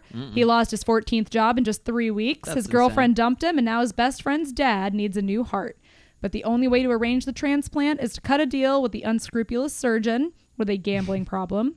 In other words, find $50,000 the old man dies. With no jobs, all Mitch and his friend have to rely on is their only their natural talent. Revenge. Fuck, I fucked that up. That's okay. Sounded good. Whether I it's liked it. planting phony dead hookers in cars or stinking up a house with rotting fish. Oh, shit. These That's so revenge funny. specialists for hire are sick, low down, dirty, and good. Oh shit. But when a multimillionaire refuses to pay up after a Hilarious. job well done, they make him realize just exactly who he's messing with. Damn. After all, getting even is their business. If you've ever wanted to get back at someone, and who hasn't, Oh boy. then you'll be doubled over Boy, in howdy. stitches with the revengeful antics of dirty work. Hot diggity. Goddamn. Damn. I that love was fucking like good. Norm Macdonald's I do like his face in Yeah, this. he's like, oh brother. I Oh, know. boy. it's a blast, guys. I'm so glad we own this, by the way. It's a classic. I can't wait to get Tommy Boy and We Joe probably Dirt. need. Yeah, we're gonna need to own Comment if you sell that. it. Wait, I wonder if Joe Dirt would even have VHS. I think it of would. It I might think be it right would. at that cusp. Yeah, yeah, I think it would. you're right. So there's some very funny like sort of bits in this. So many. And one of my favorite, I think, is Norm Macdonald constantly just being thrown out of places. Oh or, my like, God, I love it. I think starting from even when he was a kid, right? Yes, Doesn't, like, he the gets bully thrown throw him in the into- trash. And it happens later when he's an adult. Yes. He gets thrown out of like bars. He gets thrown out of like a building, and then like Artie Lang's character just walks out. So fucking funny. I love it. And who doesn't like watching someone just get thrown from a fucking place? It's really great. So yeah, he's amazing. I mean, we can just go ahead and talk about Norm Norm? Macdonald. His in this. performance is hilarious. He's hilarious. He has such great delivery. He does. It actually kind of reminds me a little bit of stand-up comedy. Like a lot of his delivery Was is he very ever like stand-up? timed. Yeah, I think he did. I mean, think he did. Yeah, probably. Fuck, right. maybe I'm wrong. Comment if Yeah, Norm exactly. Macdonald No, never did definitely stand wrong. up. I'm pretty sure he did. Yeah, there's so many. This movie is also just a vehicle for funny pranks. Which I think is ahead of its time, because then there became in the 2000s like a million reality TV shows and things about pranks. I mean, obviously Jackass and stuff like that, but I think movies like this that are just, it's like somebody sat down and thought of a bunch of really funny pranks that you could do and they were like, how do we frame this into a movie, right? And also make the movie funny. It's a great concept, and I love his character. I love his like mantra, sort of like don't take crap from no one. Right? Oh yeah, that's like the whole thing from the beginning of the movie is, and then why he's sort of inspired to do this revenge for hire, because he's always sort of had a passion for like getting back at people, like revenge. Starting from when he was a kid, right? And another funny thing that Norm Macdonald does is sort of like the voiceovers are always hilarious. Oh my god, right? He's like narrating it, right? At some point, his narrations is just so silly. And note to self. Yes. Oh my god. Aunt Ginny is your aunt, right? Yes. You know, like when because she like gives him a hug and then she rubs his face in her titties. I mean those were some monster titties. Let's just be honest here, okay? It's like there's actually a ton of monster titties in this movie. Who else has monster it's titties? Definitely raunchy sexually. There's a lot of like. Well, you remember it was originally supposed to be rated R. But they switched it to PG-13 for what? So that it would be more because it would be more like marketable to like teenage boys and shit like that. And then they didn't market it. What a fucking shame. It's fucking NBC's fault, you know. It's fucking Lorne Michaels. That's really lame. But yeah, so lots of titties. Old man who's the oh my dad God, he's so who fucking funny. They're trying to get the money to replace his heart. All he cares about is like trying to watch these whores work out. And like he didn't call them whores, he called them ladies, okay? But no, he didn't. Oh, broads. He called them broads. Trying to watch these broads. But he does say he calls women whores constantly. Well, no, he's literally talking about prostitutes, women of the night, and courtesans, okay? Yeah, it's still not cool to call them whores. Why not? That's their profession. I believe that's what they should be called. Comment below why you shouldn't call sex workers whores. I might be canceled, but I think I'm right. Okay. Corey's canceled. Does anybody else need to be a host of a podcast? Hit him with the fucking just hit it. Okay, I want to hear him say it because he says it hilariously. Does it? I don't think I have a drop for that one. You don't have. I just have one where he's saying this. Bring me. It'd be going a lot better if you brought me a whore. Or kind of similar to how like Dan DeVito says whore in It's Always Sunny. Sunny. Or yes, there's something great about the whore, right? That's all he wants. That's all the old man wants in life. Oh, there's such a funny scene he where isn't Norm Macdonald is, because it says on the little blurb that he lost one of 14 jobs. God damn. In what was it? 3 months. 3 months. Yeah. Mathematically, that's tough to do. So like one of the first scenes is him walking back to his place. And he sees a bunch of people like walking away from his place and like wearing his clothes and shoes and shit. And he gets up there and he realizes his girlfriend's throwing out all of their stuff from their second story balcony. And he's like, Tony Ann, what are you doing? And she's like, that's your 14th job or some shit like that. She's like, no, her name was definitely Tony Ann. Comment below for those shows. It definitely is. Fine, it's Tony Ann. All right. I don't believe and he's like, maybe you'd feel better after we have some dirty sex. Which is such a great encapsulation. It's a line I've tried with Ronnie. It doesn't work as well as you'd think. If a when I'm really like mad, yeah. That's if a girl's the mad, thing it's to like say. Yeah, dirty sex does make it better. So yeah, that's so great. I love that's all of his delivery in this movie. It's just his delivery. Yeah, just like in the last one with like David Spade, Norm Macdonald has such good delivery, and the way that like he always just like over explains what's happening, like oh yeah, he's like, wait a second, do you have that drop where it's like this is a picture of like no, I don't think so, because we were gonna do that as one of the clips, funny. But yeah, it's a picture of me and your mom. Wait, no, it's of you and my mom, and you're having sex. Like, yes, and everything is over. Like, he always explains so much everything. It's so fucking like, funny though, the way that he does it, and oh god, I love it so much. It's so funny. So let's talk about some of the secondary characters that we love. Oh gosh, yeah, there's some good. Oh, well, ones. we should talk about Artie Lang. That's mean to just pass over him as a person. He gets passed over as a character in this. Yeah, I mean, yeah, he is really great in this. He's funny. He's very great sweet. He loves. he has like a Mitch temper and like he's like basically like the bulldog of the two of them. Like, yeah, he is. just does all the punching. Is like, I'll get this one for you, and then punches him. It's like, really funny. Hello, real cops. Dude, the pranks are great. There's several amazing pranks. One of our favorites is a bunch of frat guys beat them up at a bar. So they go back to what exactly happens. They call the frat house pretending to be one of the frat guys. Yeah, he's like, yeah, it's me, Neil. And he basically says that there are people going around and stealing from the houses, pretending to be cops, but they're not real cops. They're fake cops. Yeah, so if they come, defend yourself or whatever. Yeah, so funny. And then they call the real cops. They're like, hello, real cops? Which only is funny to us. I think it's just so funny that they're like... It's such a funny little line. It wouldn't work if it weren't for Norm Macdonald's I know, delivery, his delivery is so fucking good. So good. And they call the real cops, and, obviously they go to the frat house, and the guys are like, you're not real. And then the cops immediately start beating them up. And then also Mitch and Artie Lang, what's his character? Sam are both dressed up like cops, so they can also beat up on the frat boys, and it's really great prank. There's so many good ones. And as far as the other characters, Chevy Chase, really great. Is so amazing. The gambling addicted doctor who is basically gonna illegally bump up Pops to the top of the list if they give him $50,000 because he owes some bookies. And he was talking about all the reasons that he had lost money, and one of them was so funny. Do you have that? Wait, I just want to play this one really quick. Did you say $50,000? No.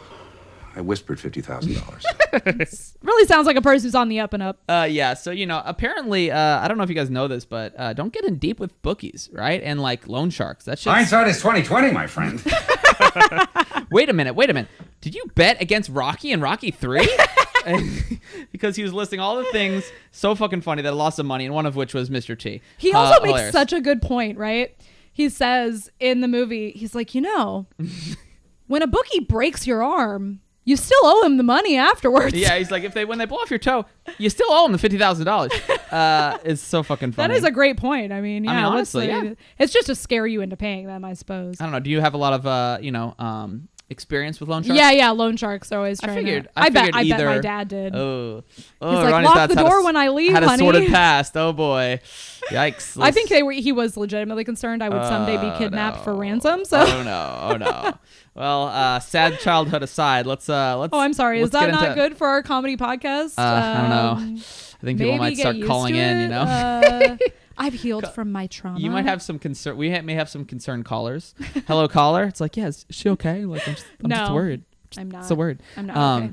So another, Chevy's hilarious. I also gotta love the Don Rickles scene. Is so good. He is so great when he's talking to Norman. He's like, You get a horse and live in the mountains someplace and don't bother anybody. Got a personality like a dead moth. So fucking amazing. Classic insult comic. Don Rickles. Rest in peace, by the way. Also voice of Mr. Potato Head. Which I didn't know until you said that the other day. And then I was like, wild. oh, yeah, that's right. Yeah, he died before Toy Story 4, so they had to kind of clip. They had Frankenstein's clips from the other ones and maybe unused clips to make shit for Toy Story 4. That's just it's too bad, man. That is really sad. He is so funny and the ultimate roast master. He's been doing roasts since the fucking 70s. Yeah, and I think he improvised most of his lines, which is even more impressive. So funny. The whole scene with him is great. If you watch this movie, it's him just roasting the fuck out of Artie Lang and Norm Macdonald. Essentially, it's really just. I feel like it almost comes through that it's the actors that he's roasting. Hello, do you know ice what cream. I mean? He is. It's just a character thing, but I'm sure the three of them knew each other in real life, and so it actually comes through in the role that he's kind of making fun of them as actors too. Another funny one. Oh God, what's his name? The one who plays Shooter McGavin in fucking God damn it, what's his fucking name? Happy Travis Gilmore. Cole, Christopher McDonald. Always a good villain. He's great. He's got a good face. He fires all of these people at once, and he says, By the end of the day, I'd like Martin jobless, homeless, penniless, and hairless. It's such a very specific thing to want for someone.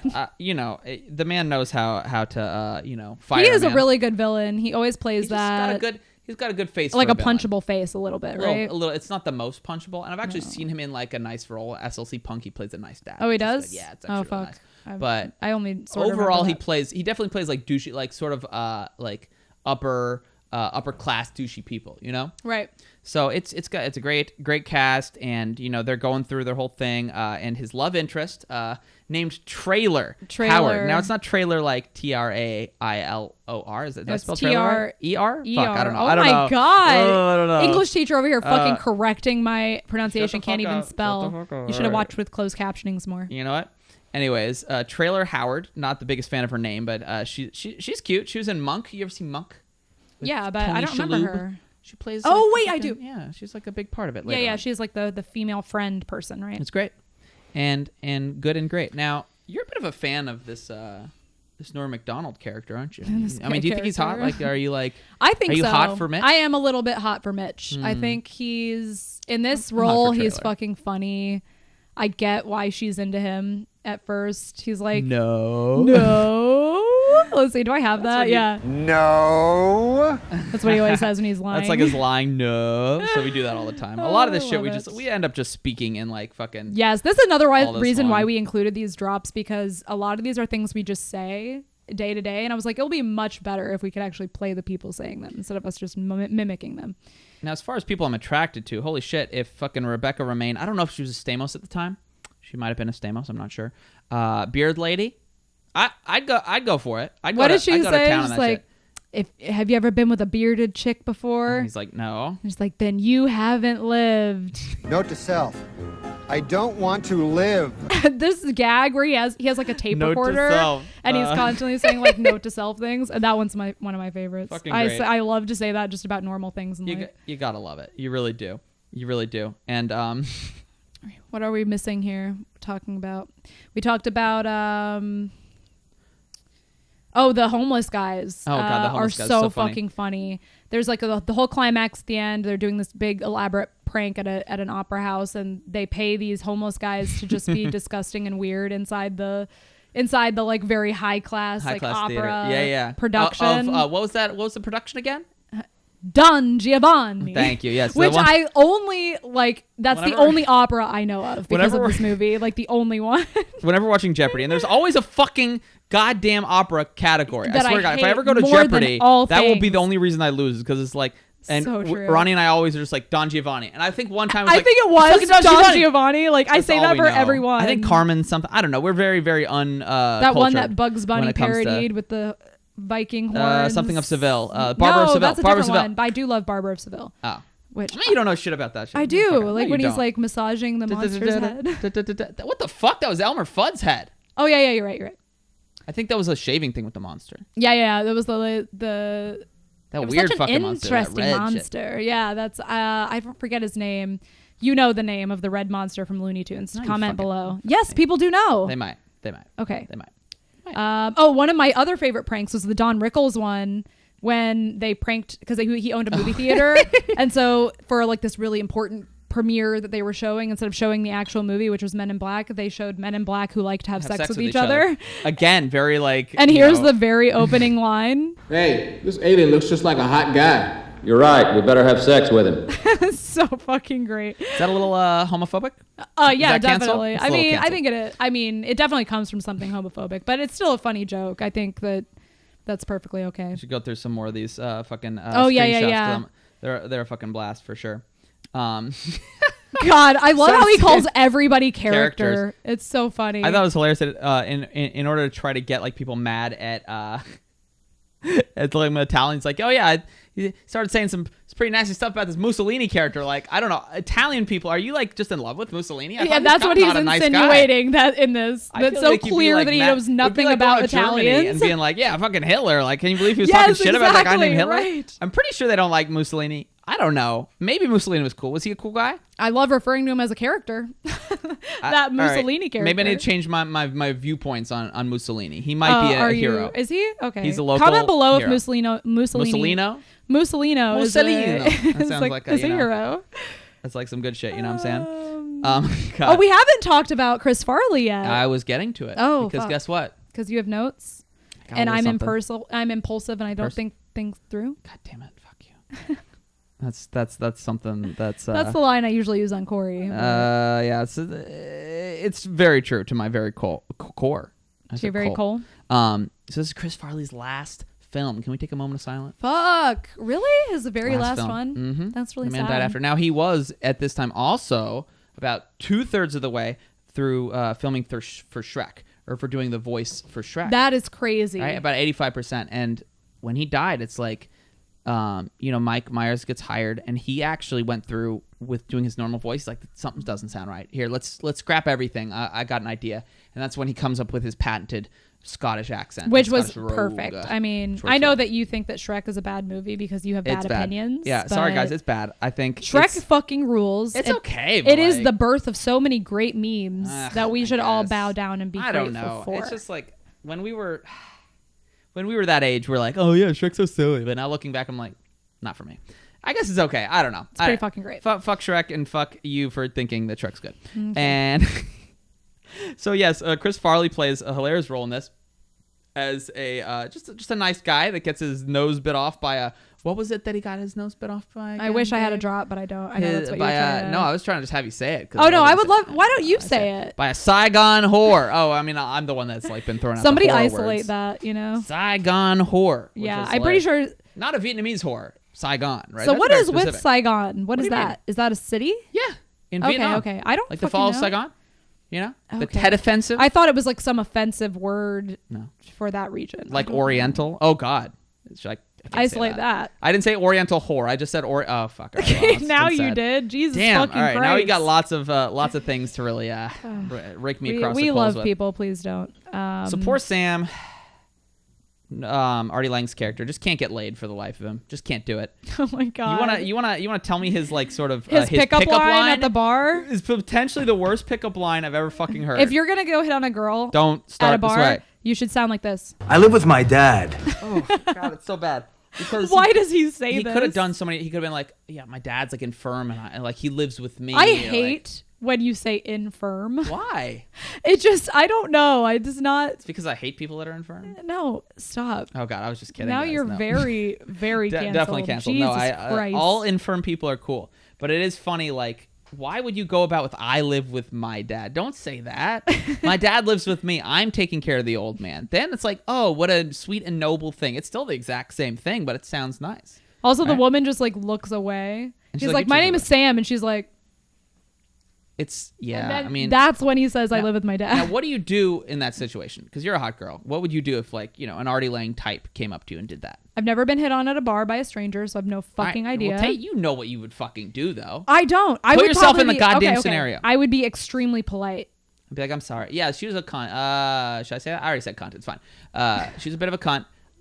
But you don't. I guess it's kind of tough. Like, would you like? What do you do in that I would just be like, ha, like cool. cool, but like, yeah, no, I've got a boyfriend. There's a Would you just, reason why lie? like I haven't been hit on at bars. It's because I don't really. I'm not. I don't look super approachable because I would be all awkward and polite. I don't think you have a resting bitch face, but you do have like. What is my resting face? Is this No, resting bitch face? No, because it's got like a hint of like kindness there. There's some kindness behind those eyes. Look at her. She's not. What if a my bitch. resting face was this? Ugh. It's like it looks like Ramona's like, oh, that's a cute face, and then she does her.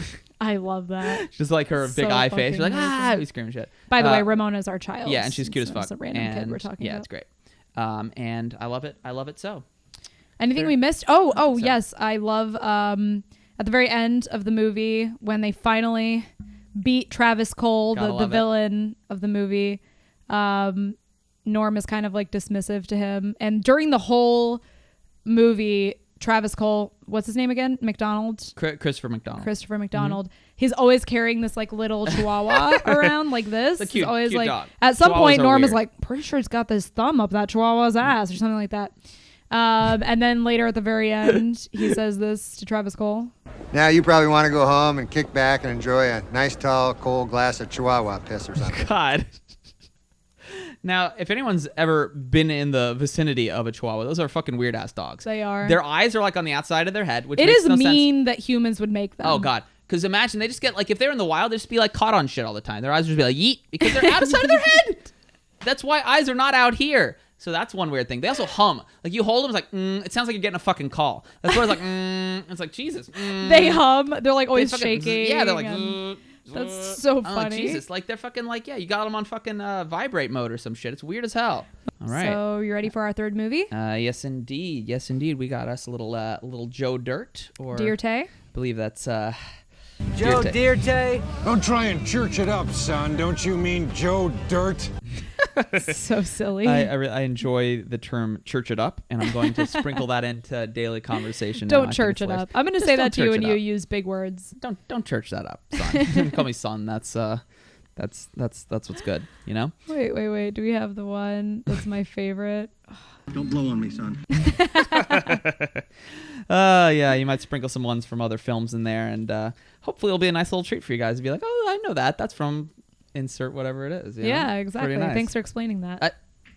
Are you saying that was self-evident? Shut the fuck up. Anyways, so Joe Dirt, 2001. See, we're going in chronological order. My literal favorite movie. I know, and she tells people like, not for me. They're Like just my as her favorite personality, they're movie like, is something. What's a really pretentious Shawshank movie? Redemption. I mean, that's not even that. That's No, not pretentious. Yeah, I really liked David Lynch's Blue Velvet. I think I like Blue really Velvet. liked it, That's like, what I always think just of. kind of crossed some boundaries that had not been like crossed until And that I'm point. like, Joe Dirt? Or people are like, yeah, I like the French New Wave film movement. Okay. Okay. And you're like, Joe And I'm Dirt. like, And people dirty like, work? I don't care to know you anymore. That's usually the time when people stop knowing Or maybe you. I'm trying to be cool, but not in this instance. Well, you're failing terribly at it. Yep. So, Joe Dirt, 2001. Yep. You want to try to guess that Rotten Tomato score? I'm going to guess it's more than Dirty Work. Which was 17%, if you recall. Wait, I think it's lower, actually. I think, let's see. My guess for Joe Dirt is 23%. What do you say for the audience score, though? The audience score, 69%. Pretty close with Nice. that. Nice. Yeah, it was 63% audience score, but the Rotten Tomato score, 10%. Oh my fucking How the fuck? God. How mad are you right now? Because that is I'm pretty sure the room such even has a higher shit bullshit than that. right now. Considering that Tommy Boy's a 43. What the fuck are you trying to say about Joe Dirt here? Seriously. Like they're raking that shit through the fucking mud. It's so Bruh. fucking great. I'm so mad that they would I know. even Can you believe suggest this. I can't believe they've done this. I just can't believe it. they've done this. So this film stars David Spade in one of his only like starring roles. Why didn't he do more starring roles? You know, he was always like a sidekick and like Black Sheep. That's again interesting. With Chris Farley and Tommy He's Boy, amazing but, as the role, starring role in grown-ups and this. stuff. Like, apparently the Wrong Missy, which he's the lead in, is Yeah. supposed to be pretty good. I've heard And that. I don't know. I like David Spade. He's I fun. love him. He's fun, and especially in this. He normally plays snarky like he did in Tommy Boy, but he's so he's kind such in a this. great character. Oh, in Joe this. Dirt. I fucking love. Like the first thing, he's like, "All I got to do is keep being a good person. Good things will come my way." Exactly. Now, He's so cute. I just love him. I love him as well. I wanna heat with these taglines because goddamn. Yeah. There are a lot of these fucking ones. You ready? I think there are 7. Oh 7, God, 8? I don't know. I can't I'm sure count. most of them are garbage. Go ahead. All right, so here goes the first one. Keep on mopping in the free world. It's like rocking, you know? Yeah, you get yeah, it? yeah, All right, I get it. Cool. All right, next one. Ready? Trailer trash, wig wearing, acid wash, jean loving, rock concert, t-shirt sporting, hero. I guess, but that's such a minor part of his character. What are you talking keep about? going, The fact keep that he's a going. hero? No, all the Or that- all the stuff that they describe him as. But that is sort of his thing. I know, but Like- just All right, keep ready? going. Next, It's the not third my one. favorite. He came, he cleaned, he conquered. Came, I saw, conquered. He was Fenny, just Vinny, a janitor for like one second. I mean, yeah, I know. I feel like a lot of these are definitely like they're pushing the janitor thing It's hard. not really encapsulating the whole All right. movie. Let me hit you with the fourth one. Okay. His name's not Mud, but it's close. I do. That one's Pretty good, right? That was pretty funny. That's pretty good. Because your name likes Mud. I don't even know where the fuck that comes from. Like that's old school as fuck. It's like, hey, your name. You know what I mean? Like. No, it's Joe Dirt. What the fuck are you talking? I'm not saying that shit. God damn it! I'm saying like the whole like the term like your name's Mud. You never heard this? It's an No. expression. Like it's like basically saying like you're nothing. I think is what it is. Oh.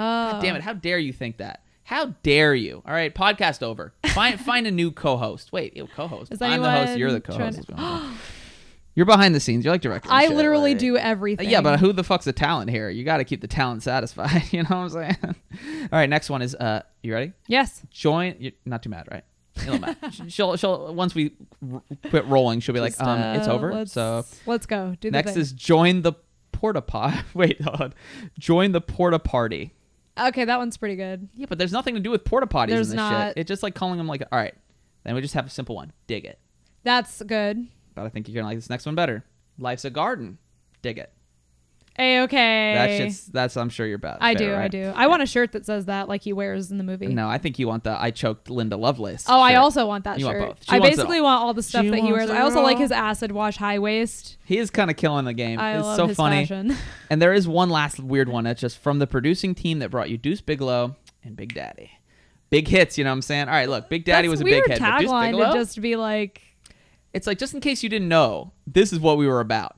This is what we're about. So did they do that on other movies Mm-hmm. where they just make the tagline just from the producers of or the yeah, I mean whatever? that's something like maybe in like a TV spot they'll be like, hey, you know, it gives it like it gives it credibility, ethos, if you will. I got it. Right? I got it. Is this directed by anybody important?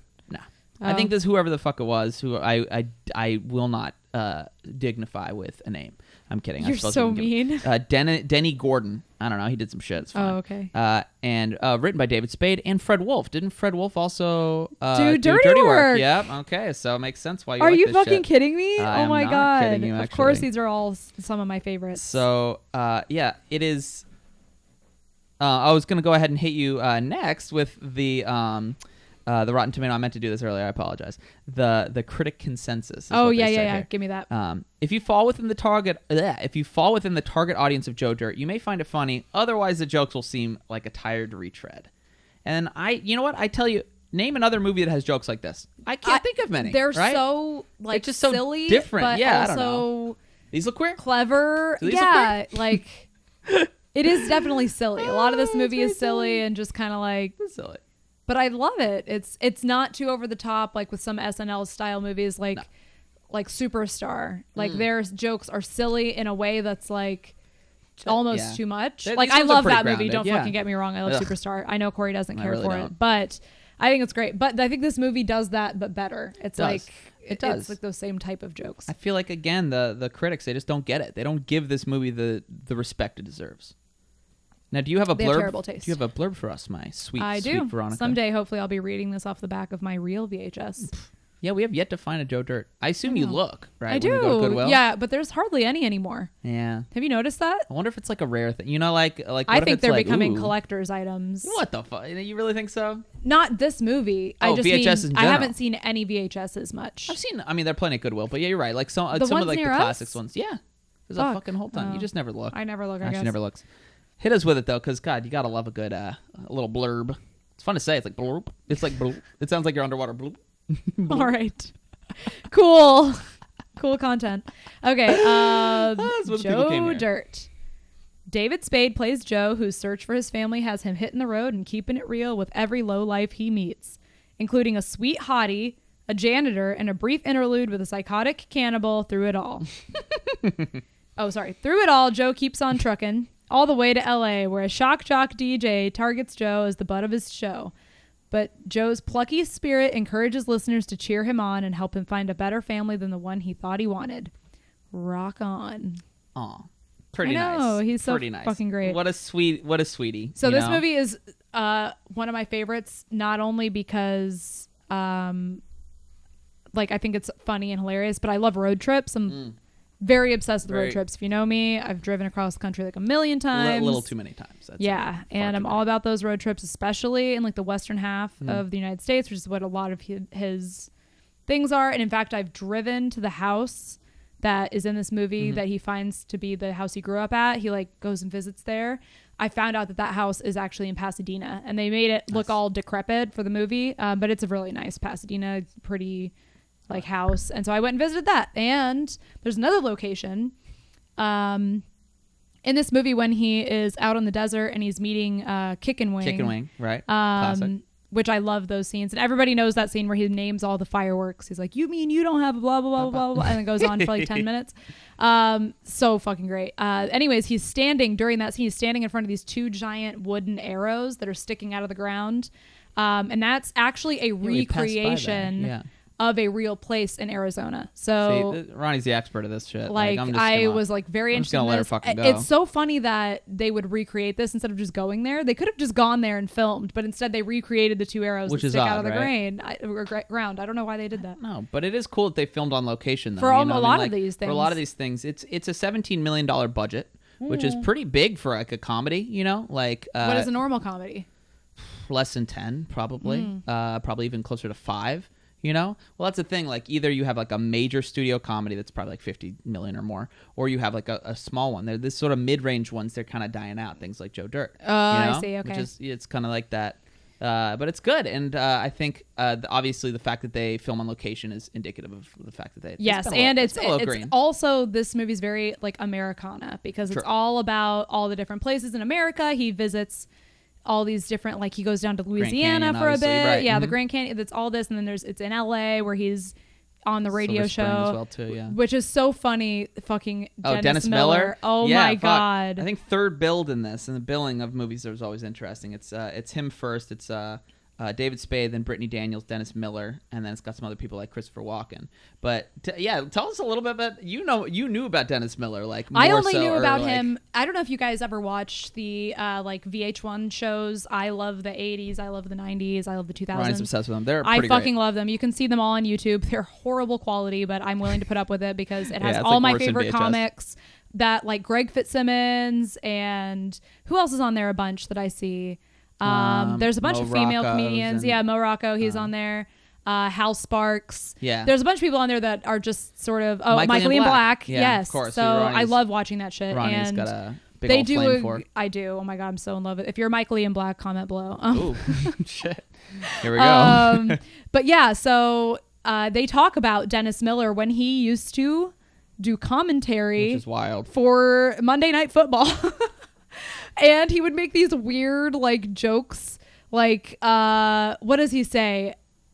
He says like he's like, I haven't seen a rivalry like this since the blah blah blah invaded Turkmenistan. Yeah, People so are it's like, since who? Hannibal Like, crossed the Alps. And you're yes, like, what the fuck are you Like, talking this is about? He's Football. like, exactly. This is the lowest common denominator of He American did not sports, last okay? long, to say the least. He did not last long. He is So- hilarious as a shock jock, though. I think he works totally well. He's so good in this role. I love also he just totally is roasting Joe all the time. I just sort of, Do you have and what's up with the drops? You got some goodie drops I here? have this one which I love. You have one of him? Yeah. Because he's it's so when funny.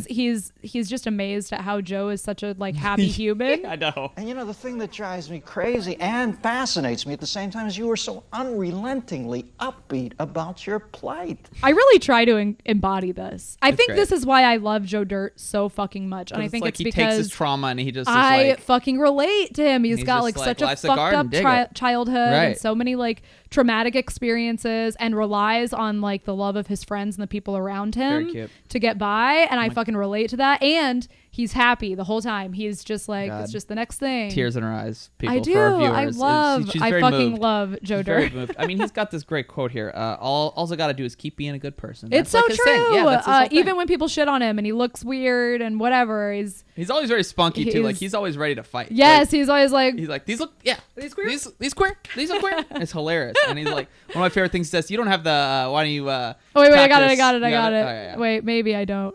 Oh my God, I'll be so upset if you don't. It's all right. I'll do it. I'll do mine. Yeah. What does he say?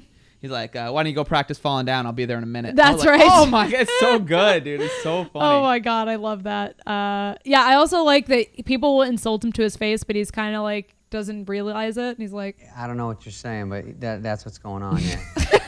I think just because Dennis Miller is so like verbose, especially yes, considering he uses all these big words. It's just like his Monday Night Football announcing. exactly. Well, considering that the people that normally are like insulting are people like Robbie, played Oh my hilariously god. Oh, here, by let's. Chris Rock. Yeah, Oh, let's wait, hear- Yeah. let's Oh hear god, I Kid- said Chris Rock. That is Kid a Rock. fucking Fuck, I'm sorry, sin. Kid Rock. Kid Hey, Rock. they're similar sounding. I know, names, but not come people, on. but like yeah, Kid Rock. So please fucking funny. Listen to this. Should we of laugh him. at illiteracy though? Yes, we should. All right, We're, yes. On this show, we laugh at illiteracy. So Yeah, especially fucking when cancel they're me. jerks. Yeah, he's a total jerk, so he deserves it. really And great. this is so funny. If Joe calls, don't tell him I found his parents. Is that like most of your like ninth graders That's trying to fucked up. That popcorn is read? fucked up. No, don't ever say that. They do much better than him. That's the funny part. Like that's like that. He's reading like an elementary school age. Dude, it's Probably so left school. fucking funny. I It's love really it. funny. I think I Kid love Rock's that actually Kid really Rock great. really kind of like did this role for real. I was proud. It doesn't I mean, seem like he's he, acting. He seems he really embodies the role, which is a lot of fun to see. And you've got some great sort of side characters. I mean, Brandy. Woo! Brandy's a snack and a half. Holy shit. baby. When the Every time she's like on the horse, Oh, like that's so getting beautiful. off. And like the dolly zoom, which is I love it. Oh yeah, Isn't talk that about the great? dolly zoom. Explain what that is. All right, so I always forget this. It's when you pull back but zoom in Yes. with the camera. So you're Push back and- pushing back and zooming in simultaneously. So it creates this sort of like disorienting effect. We saw it actually in another one of the films. I can't remember which one had a dolly zoom. I think two of these did. Yeah, I think I know. Tommy Was it- Boy does when he's getting attacked by the dog. when Rob Lowe is getting attacked by the dog. That's what it was. Yes, and in this one, it's I think pretty much whenever Brandy comes in, people are just like, whoa, yes, because she is like really great. She's in Joe funny Dirt. in this, and yeah, she's cute. funny. She's just really kind, and it's so obvious that she like is in love with Joe Dirt, and he's like, yeah, what you all touching on me for? Like, why are you being so nice I know, to me? I love it. Which is so it's so great, just sort of how clueless he is, you know. Oh, and then when he makes meets him so much her, more the whole charming. reason that they meet is because her dog has it's this. I think he got Nuts frozen to the porch? yes, exactly. Exactly. Nuts frozen to the I porch. assume that means that it's happened before. I guess so. But then or, why or does she... I think it's just the comedic timing Right, of that yeah, you it's don't like- expect that she would even And guess she's like, oh yeah, that. duh. Yeah. Because then she goes and gets some fucking what are those, shears? He's like, no, he's dang, like, no, dang, like, no, like that's like not a good. spatula. Oh He's my like, God. dang, give her a sec. Also, those fucking balls are like prosthetics. Oh like, yeah. but They're very so stretched comedic. out. They're comedically like stretched out like silly putty testicles. Oh, it's really great though. On that dog. Oh, good. Isn't it funny they just like actually kill the dog? Like that dog just actually fucking died. Well, not in the movie. Like they didn't actually shoot the dog. Oh in the my face. God. I didn't Cory. know. I didn't mean like call fucking PETA or some shit like you that. mean like they just killed the dog in the in film? the film? Yeah. and, How do you like, kill? that is- How do you kill a It's dog like a character? comedy. Right. And they You're kill like, a oh, dog. no, they totally I know. kill the dog. Like you I don't remember expect that when shit I to happen. watched this as like a kid, I was like, no, not the dog. It was sad. You remember before he died, he went off and banged a girl dog. Yes. And you could tell it was a girl dog Because She it was dressed wearing a up. bow. Like because otherwise it just looks like two. Like are those two guys? Like like Yeah, what if that's they're that's so a gay homophobic dog, you know? that they don't want people to think that this dog is having sex with another Look, male dog. We haven't been woke that long in this country. Okay, in 2001 know, was not I a time for know. wokeness. All right, I know, but it was great. the beginning. It It's could great. have been. And I just yeah. love how many hot girls are into Joe. It's so fucking funny. I know. And even like smaller parties, like you can keep that skull, baby. Like, Oh you remember yeah, when he like, makes out with that girl, and when she's he like, makes out. Yes, that was after the guy's like, I saw your bumper sticker. Cowboys' butts drive me nuts. which is a great bumper sticker. So comment below if you have access to that. 'cause comment we'll buy below one. if cowboys' butts drive you nuts. I mean, shit. Those guys are corn fed. You know what I'm saying? Like all American.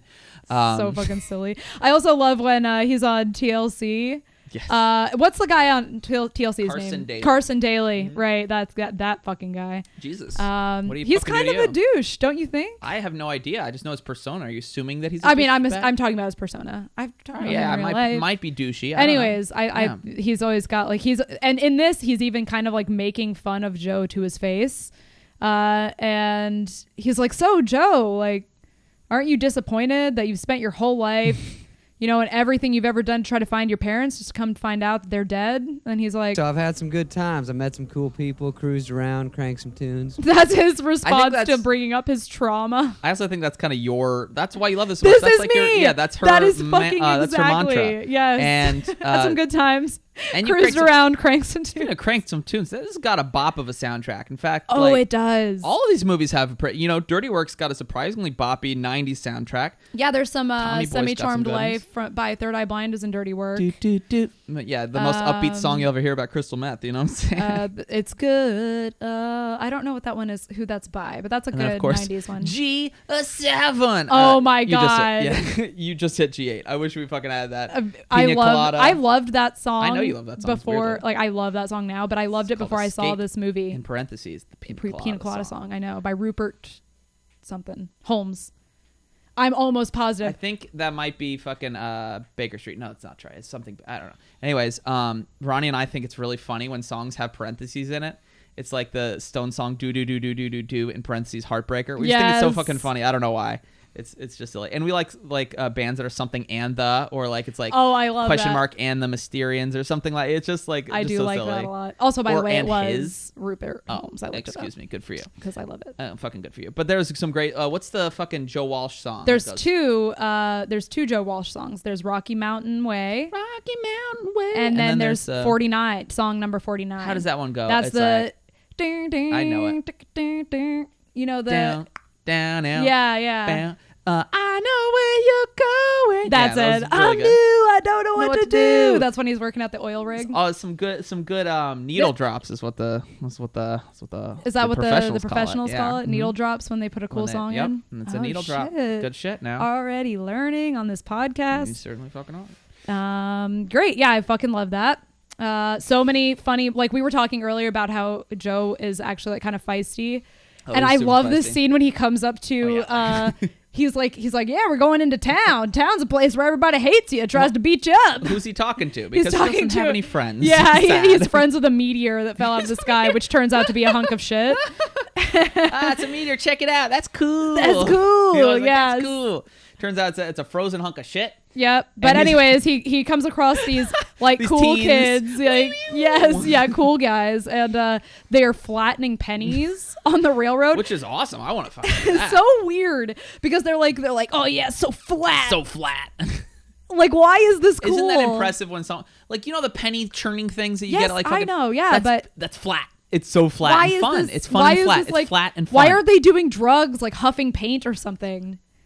What? You started this, didn't you? Yeah. All right, good. Oh, yeah. Just making sure. So, yeah. It seems like they should be doing something like more. What's wrong? Oh no, just okay. Sorry. Yeah, just glancing at things. Sorry, we had a little bit of a mishap earlier, so just making sure everything's good. I'm cutting this all out, so just keep going. It better not. It'll be great. Yeah, they should have been doing. What, you're telling me flattening pennies isn't a badass thing to do? Like, seems weird. It's great. And then he's like, "Why don't you go practice falling down? I'll be there in a minute." It's really great. What a great line. Some other fun parts. I really enjoy. Oh fuck, what's her name? Jamie King's character. No, Jamie Presley. Excuse me. What the fuck is her name? I don't remember her name in this, but. Oh, there she is. Yes, God. she looks like Jamie Presley. She looks. Oh, you said it. Yeah, she looks exactly like Margot Robbie she to does. me. I can't tell them apart. I really like her when she's like, "That's the Big 10-4." Wait, you gotta do your version though. The best. You gotta do it. That's a Big 10-4. Oh my god, so good. She's from North Carolina, and we both we spent a long part of our illustrious, growing up, adolescence in Charlotte, North Carolina. So obviously, yes. We've heard that. I can hear that accent just in my sleep. It's great. Definitely. It's great. It's so funny, and she's pretty hot, but she's definitely got that white trash thing going on. She's like a white trash version of Margot Robbie. Her. But god dang, you gotta love her. You gotta love her. And oh man, just so many good parts, like the fucking when he comes into the is it a bank? No, what is it with the nuclear? With the nuclear thing attached to him. Oh, yeah. He's trying to get the records of who rode the tour buses on the day that he disappeared, or his parents disappeared. And so he thinks he finds an atom bomb, but instead he just straps some a septic tank to his back. And it is the most, like, it's the fakest looking poop I've ever seen. It definitely just looks like chocolate, like I chocolate know, pudding. It it's so funny. Does. Oh, gosh. It's so funny. But you got any other facts about this movie? Do I have some fucking facts? So his whole look, basically what he's trying to do the whole time is find his parents, right? The original parents. Do you know this? I think I do. Original parents were supposed to be Gary Busey and Roseanne Barr. That is a crazy combo, right? Roseanne obviously has gotten into some hot water, some tweets that not chill, not good, not the chillest. Very bad, don't do. And then Gary Busey is nuts as heck. He believes he has been to heaven. In fact, yes. On a movie that he was in one time, he had them redo the set that was supposed to look like heaven because he's like, that heaven doesn't have any mirrors was one of the things that he said. Yeah. Are you fucking goddamn kidding me? He's not well. He's not well mentally, I believe. Was he ever on one of those like celebrity rehab shows? Probably. I don't know. Like Dr. Nick Drew stuff? See, I get him. Well, I don't get him and Nick Nolte mixed up, but Nick Nolte kind of got into the same similar thing. Yeah, they just both turned into some weird things here. And, it's unfortunate. So that's an interesting fact for sure. And so I was actually going to bring up Kevin Nealon before we talked about this movie. First of all, he's the guy in this movie, if you remember, the super bit character part where he's the mechanic at the place where Joe's car is impounded. And I was actually going to bring it up because when we were talking about Tommy Boy and we were talking about Lorne Michaels, I listened to a podcast with Kevin Nealon. He was talking about how he was on SNL for like 9 years. He was one of like the super long running cast members. He was, that's right. Yeah, but he was kind of in the and he was kind of an unknown otherwise. That was the other thing, is that he was just a character actor a little bit in these other movie or shows and stuff like Weeds. But anyways, he was talking about how difficult it was to try to get his ideas out to Lorne Michaels because he would do a lot of the writing of a lot of bits and skits and stuff. And so he would actually pitch out a dummy like so he premise knew that he would like to like get Lorne on board, and then he would go like halfway, because the way that it worked at SNL is they would meet on Monday or whatever, Sunday, and then they would be like, all right, here's our ideas for the skits that we're going to do. Everybody pitch. And then as the days go on down the week, they kind of whittle down to like the actual ones they want to do, and things tend to change. And in fact, a lot of people say on SNL, like even on the day of, like Saturday, they'll be like, gotta change shit. So that's why they require all of these people to be really good with improv, because they change skits like at the last moment. But anyways, he was really like, he talks about how difficult it was. He eventually left because it was just getting too hard. Yeah, he was definitely there for a long time, and you'll find like most like people don't last more than 2 or 3 years, and apparently it's exhausting because they have to basically, we're talking like 19-hour days for most of the week, you know, and they're not getting paid a lot. I don't know. Melissa Villaseñor. Oh right, yeah. Who's she's on SNL now, I think still is, yeah. And she was talking all about how fucking hard it is. I mean, it's hard work. But I think what people like to do is that it kind of gives them their start, you know, like that's their like foot in the door, and then they can go on, because then you have more creativity when you're doing your own thing. Yes, and like we've said, their movies are the best, so I agree, that should be the goal. Kevin Nealon is great in a bit part. You know, you gotta love Christopher Walken. I know, I love him. Get ready for an amazing Christopher Walken impression. You ready, babe? Yes, I'm ready. No. Are you ready? No, but she's not. Go ready. ahead. Christopher Walken, the thing you gotta understand is the way you're talking to me, I don't really appreciate it. You're talking. What does he say? He says, "It's your tone. It's the wrong tone. It's the wrong tone." Oh my God! Did you just? Right? Did act? Oh, she did an impression. I didn't expect it. You talk with the wrong tone. It's pretty good, right? I mean, I did a Jamie Presley impression moments ago. That's true. But like, that's like in your wheelhouse. You know, you stepped out a little bit. You can't within. We can have sex again. Oh. Oh, it's good. I know. Oh, it's really funny. So you know, you just got a fun cast. It's a good time. Oh, you know who else shows up? I don't know if you've seen Office Space, but the guy who comes up with the jump to conclusions, Matt. Oh, do you remember him? Yeah. He plays a super bit. Do I have a screenshot of it? I think you do. See if you do. See if I do. But yeah, there he is. There he is. And he says, "Ooh, raw." That's him. I love that. I love him too. Just randomly in this for just a second. And there we go. Yes, Chris Farley's brother. Yep, Chris Farley's brother. What's Rest his name? Dick Farley. Why are you laughing? That's his name. Is it? Yeah. No, it's not. No, it's not. You fucking made that shit up. Mr. Farley, we'll call him. Mr. Farley. Guy. Hey, look, sure. it's Bobby.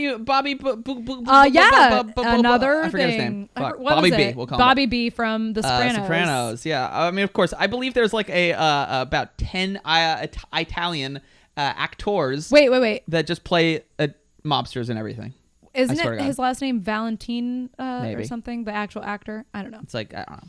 We could look it up, but you know, it's who the fuck has the time? Everybody knows him. He's Bobby from Sopranos. It's glorious. Oh my goch. I think it's so funny on the blurb that you read how much they talked about the whole I know Bill the fact that they mentioned because that's such a this small part. scene. I know. Sorry. It's such a small part considering they didn't even mention Kick and Wing, who's like I much know. bigger. No, I think they did. No, they fucking did. You sure? Hand to sweet Jesus himself. And a brief. You're right. Yeah. It just like, isn't that weird? That is such crap. Because this was just, he's like, I do like he says, say it, don't spray. Wait, is that what he says? Like, say it, don't spray it. Say it, don't spray it, brother. Also, I like that he wrote Joe Dirt rules. I know, like his little, in the cave. Yeah, so for listeners, we fucking suck with this because some of the people won't be watching. Of the listeners, we're talking about the scene in Joe Dirt when it's a parody of Silence of the Lambs. He's called Buffalo Bob in the movie. But he's like, it puts the lotion on, and you know, Joe is stuck in a hole. But he's kind of like not even bothered. He's like, all right, I'm putting the lotion on the skin. Say it, don't spray it. And he asked for like a magazine so he could look up like the Auto Trader, which which he loves, even though he doesn't have a car. I also love this. It puts the Joe Dirt in the hole. That's when the cops come and he's trying to like scream that he's in there. It's so great. And yeah, it's I really do like the whole you know, that he's telling his story on air. It's like, you know, it's a good way of such a good framing device. Yeah, exactly. For the plot of the movie, and because then you have all these people that are like really invested, and it cuts to like people like, you know, all kinds of people listening in. You got young and old, and they're all just like on the Joe Dirt train, and then you get. I think it's past here a little bit where it says his oh, I love it. Yeah, then when he's really famous because he becomes famous from being on this radio show. People start to really love him, and there's a National Enquirer, and it says family of rats found in Joe Dirt wig. He took them out and showed them to the little kids at a party, claimed horrified eyewitness. I love that he's also at the very beginning when Dennis Miller's asking about his wig, he's like, what's with the hair? You know, what are you doing? Stunt work for Billy Ray Cyrus? And then he's like, oh, you know, when I was a kid, I was born and, you know, my brains was showing and it was freaking everybody out. So they just put a wig on me and... I don't mean to get all scientific on you. Yeah, oh my god, it's just great, and it's Ronnie's favorite movie. So you know, it truly is. You know, in the comments, just burn her for that reason. Tell her that's a dumb favorite movie. As fun as it is, come on. It is a fucking amazing favorite movie. Nah. It's very nuanced. It's personal. Wow. Yeah, you know what? I'm not afraid that my favorite movie is Joe Dirt, and that makes me brave. Pulp Fiction. I don't know if they can see it in the shot, but I don't know either. That's a Pulp Fiction poster, and it's that's every like edgy boy answer. Shut the fuck up. I know, but it's like it just means so much. I don't know. Show me another person whose favorite movie is Joe Dirt. All right, yeah, but that doesn't mean it's good. Like you'd be like, yes, tell it me, does. It definitely show me another person that exactly stabbed 20 birds in the face. I'm like, yeah, you did it, and good for you, but like that doesn't mean it's a good thing. You know? What is this analogy? It's a great analogy. All right. This is a shitty thing that you've done. Do you have any other facts over there? I think that might be it. I think that Did we do it? Okay, so let's talk about the Bechdel test, which it doesn't pass. Test. No, it doesn't, because the only characters you have, let's see, you have Brandy, you have the alligator farm woman, chick, and then the mom, right? Is yeah. there anyone else? Oh, and then Big Tan 4, which Jamie Presley, she's not. Doesn't pass. Doesn't pass. We should probably say what that is. I wonder if people don't even fucking know what it is. Look that shit up. The Bechdel test is a evaluation tool for movies to figure out whether there are meaningful female characters in it, right? Yeah. And the test is that if there are two or more female characters in the movie that talk about something other than a man. Yeah. If they have, it's basically it passes the test if they have a discussion or dialogue together where they're not describing or discussing a man in the story or a man in general, right? Oh, I think it's just a man in general. So. Yeah, none of these movies pass that because all of these women are secondary or tertiary characters. They're not. You love that tertiary. I do. Like, it's a cool, fucking. Tertiary. It's accurate. What do you want from me? I know, but you're just throwing out. You're like, oh, tertiary. Yeah. Like, don't try to church it up. I'm trying to church it up a little bit. You are trying to church it up. Well, you know, might want to button that up a little bit more. You're trying to go to church like that? Jesus Christ. Anyways. No slut shaming. This is an anti-slut. I'm your husband. You did this to yourself. I don't know what the fuck else you're thinking. You did this to you. I suppose so.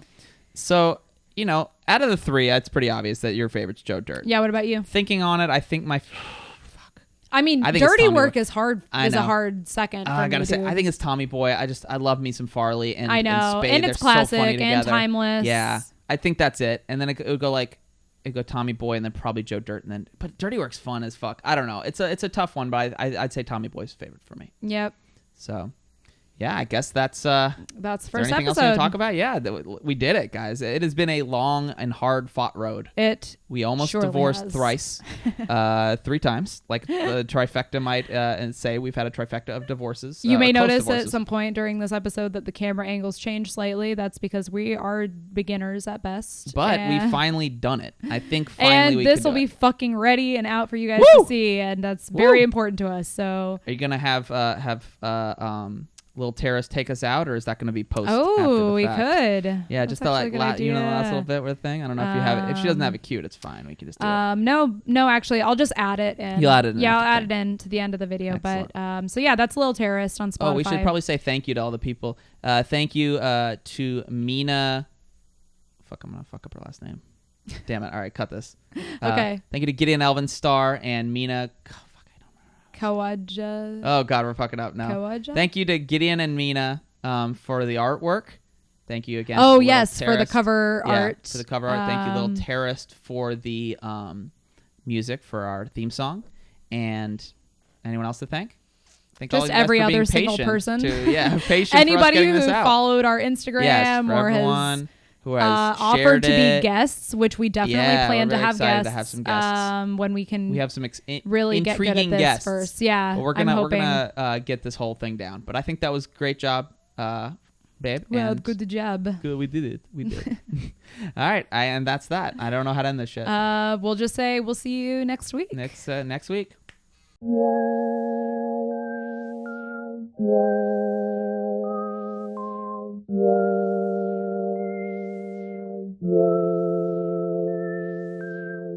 Yeah, shut up, the movie's starting. Crack a beer and grab some chips, start the doobie, spark it. Melted butter for the popcorn, better not fall asleep. I'ma hit you if you start snoring. Wait, hold up. Is this a drama or a comedy? The plot was trash, but I like the cinematography. The director has a vision, just check out the transitions. Might fuck around, analyze the tone and symbolism. She's pretty, but her acting skills remain to be seen. Don't mind me, I was trying to count the boobies in the nudie scene. Yo, Daniel Day's in this, that man is unrivaled. I think you're illiterate though, if you don't like the subtitles. Is that just me? I don't know, I guess it must be. Shit's a little boring for the first half, but trust me, there's a plot twist, and the whole thing gets real nutty. There's conflict, and he has to confront old buddy. Ronnie probably ranting, and then there's Cory yelling. Movies are a great medium of storytelling, so let's talk about it. That's what this show is for. Gonna talk about some movies, maybe talk about some more. Who knows what's in store? No one but the Lord. Maybe talk about religion or Valyrian steel swords. Point is, we're hardcore, so tune in if you're bored. Movie time, discussing movies and cinema galore. The movies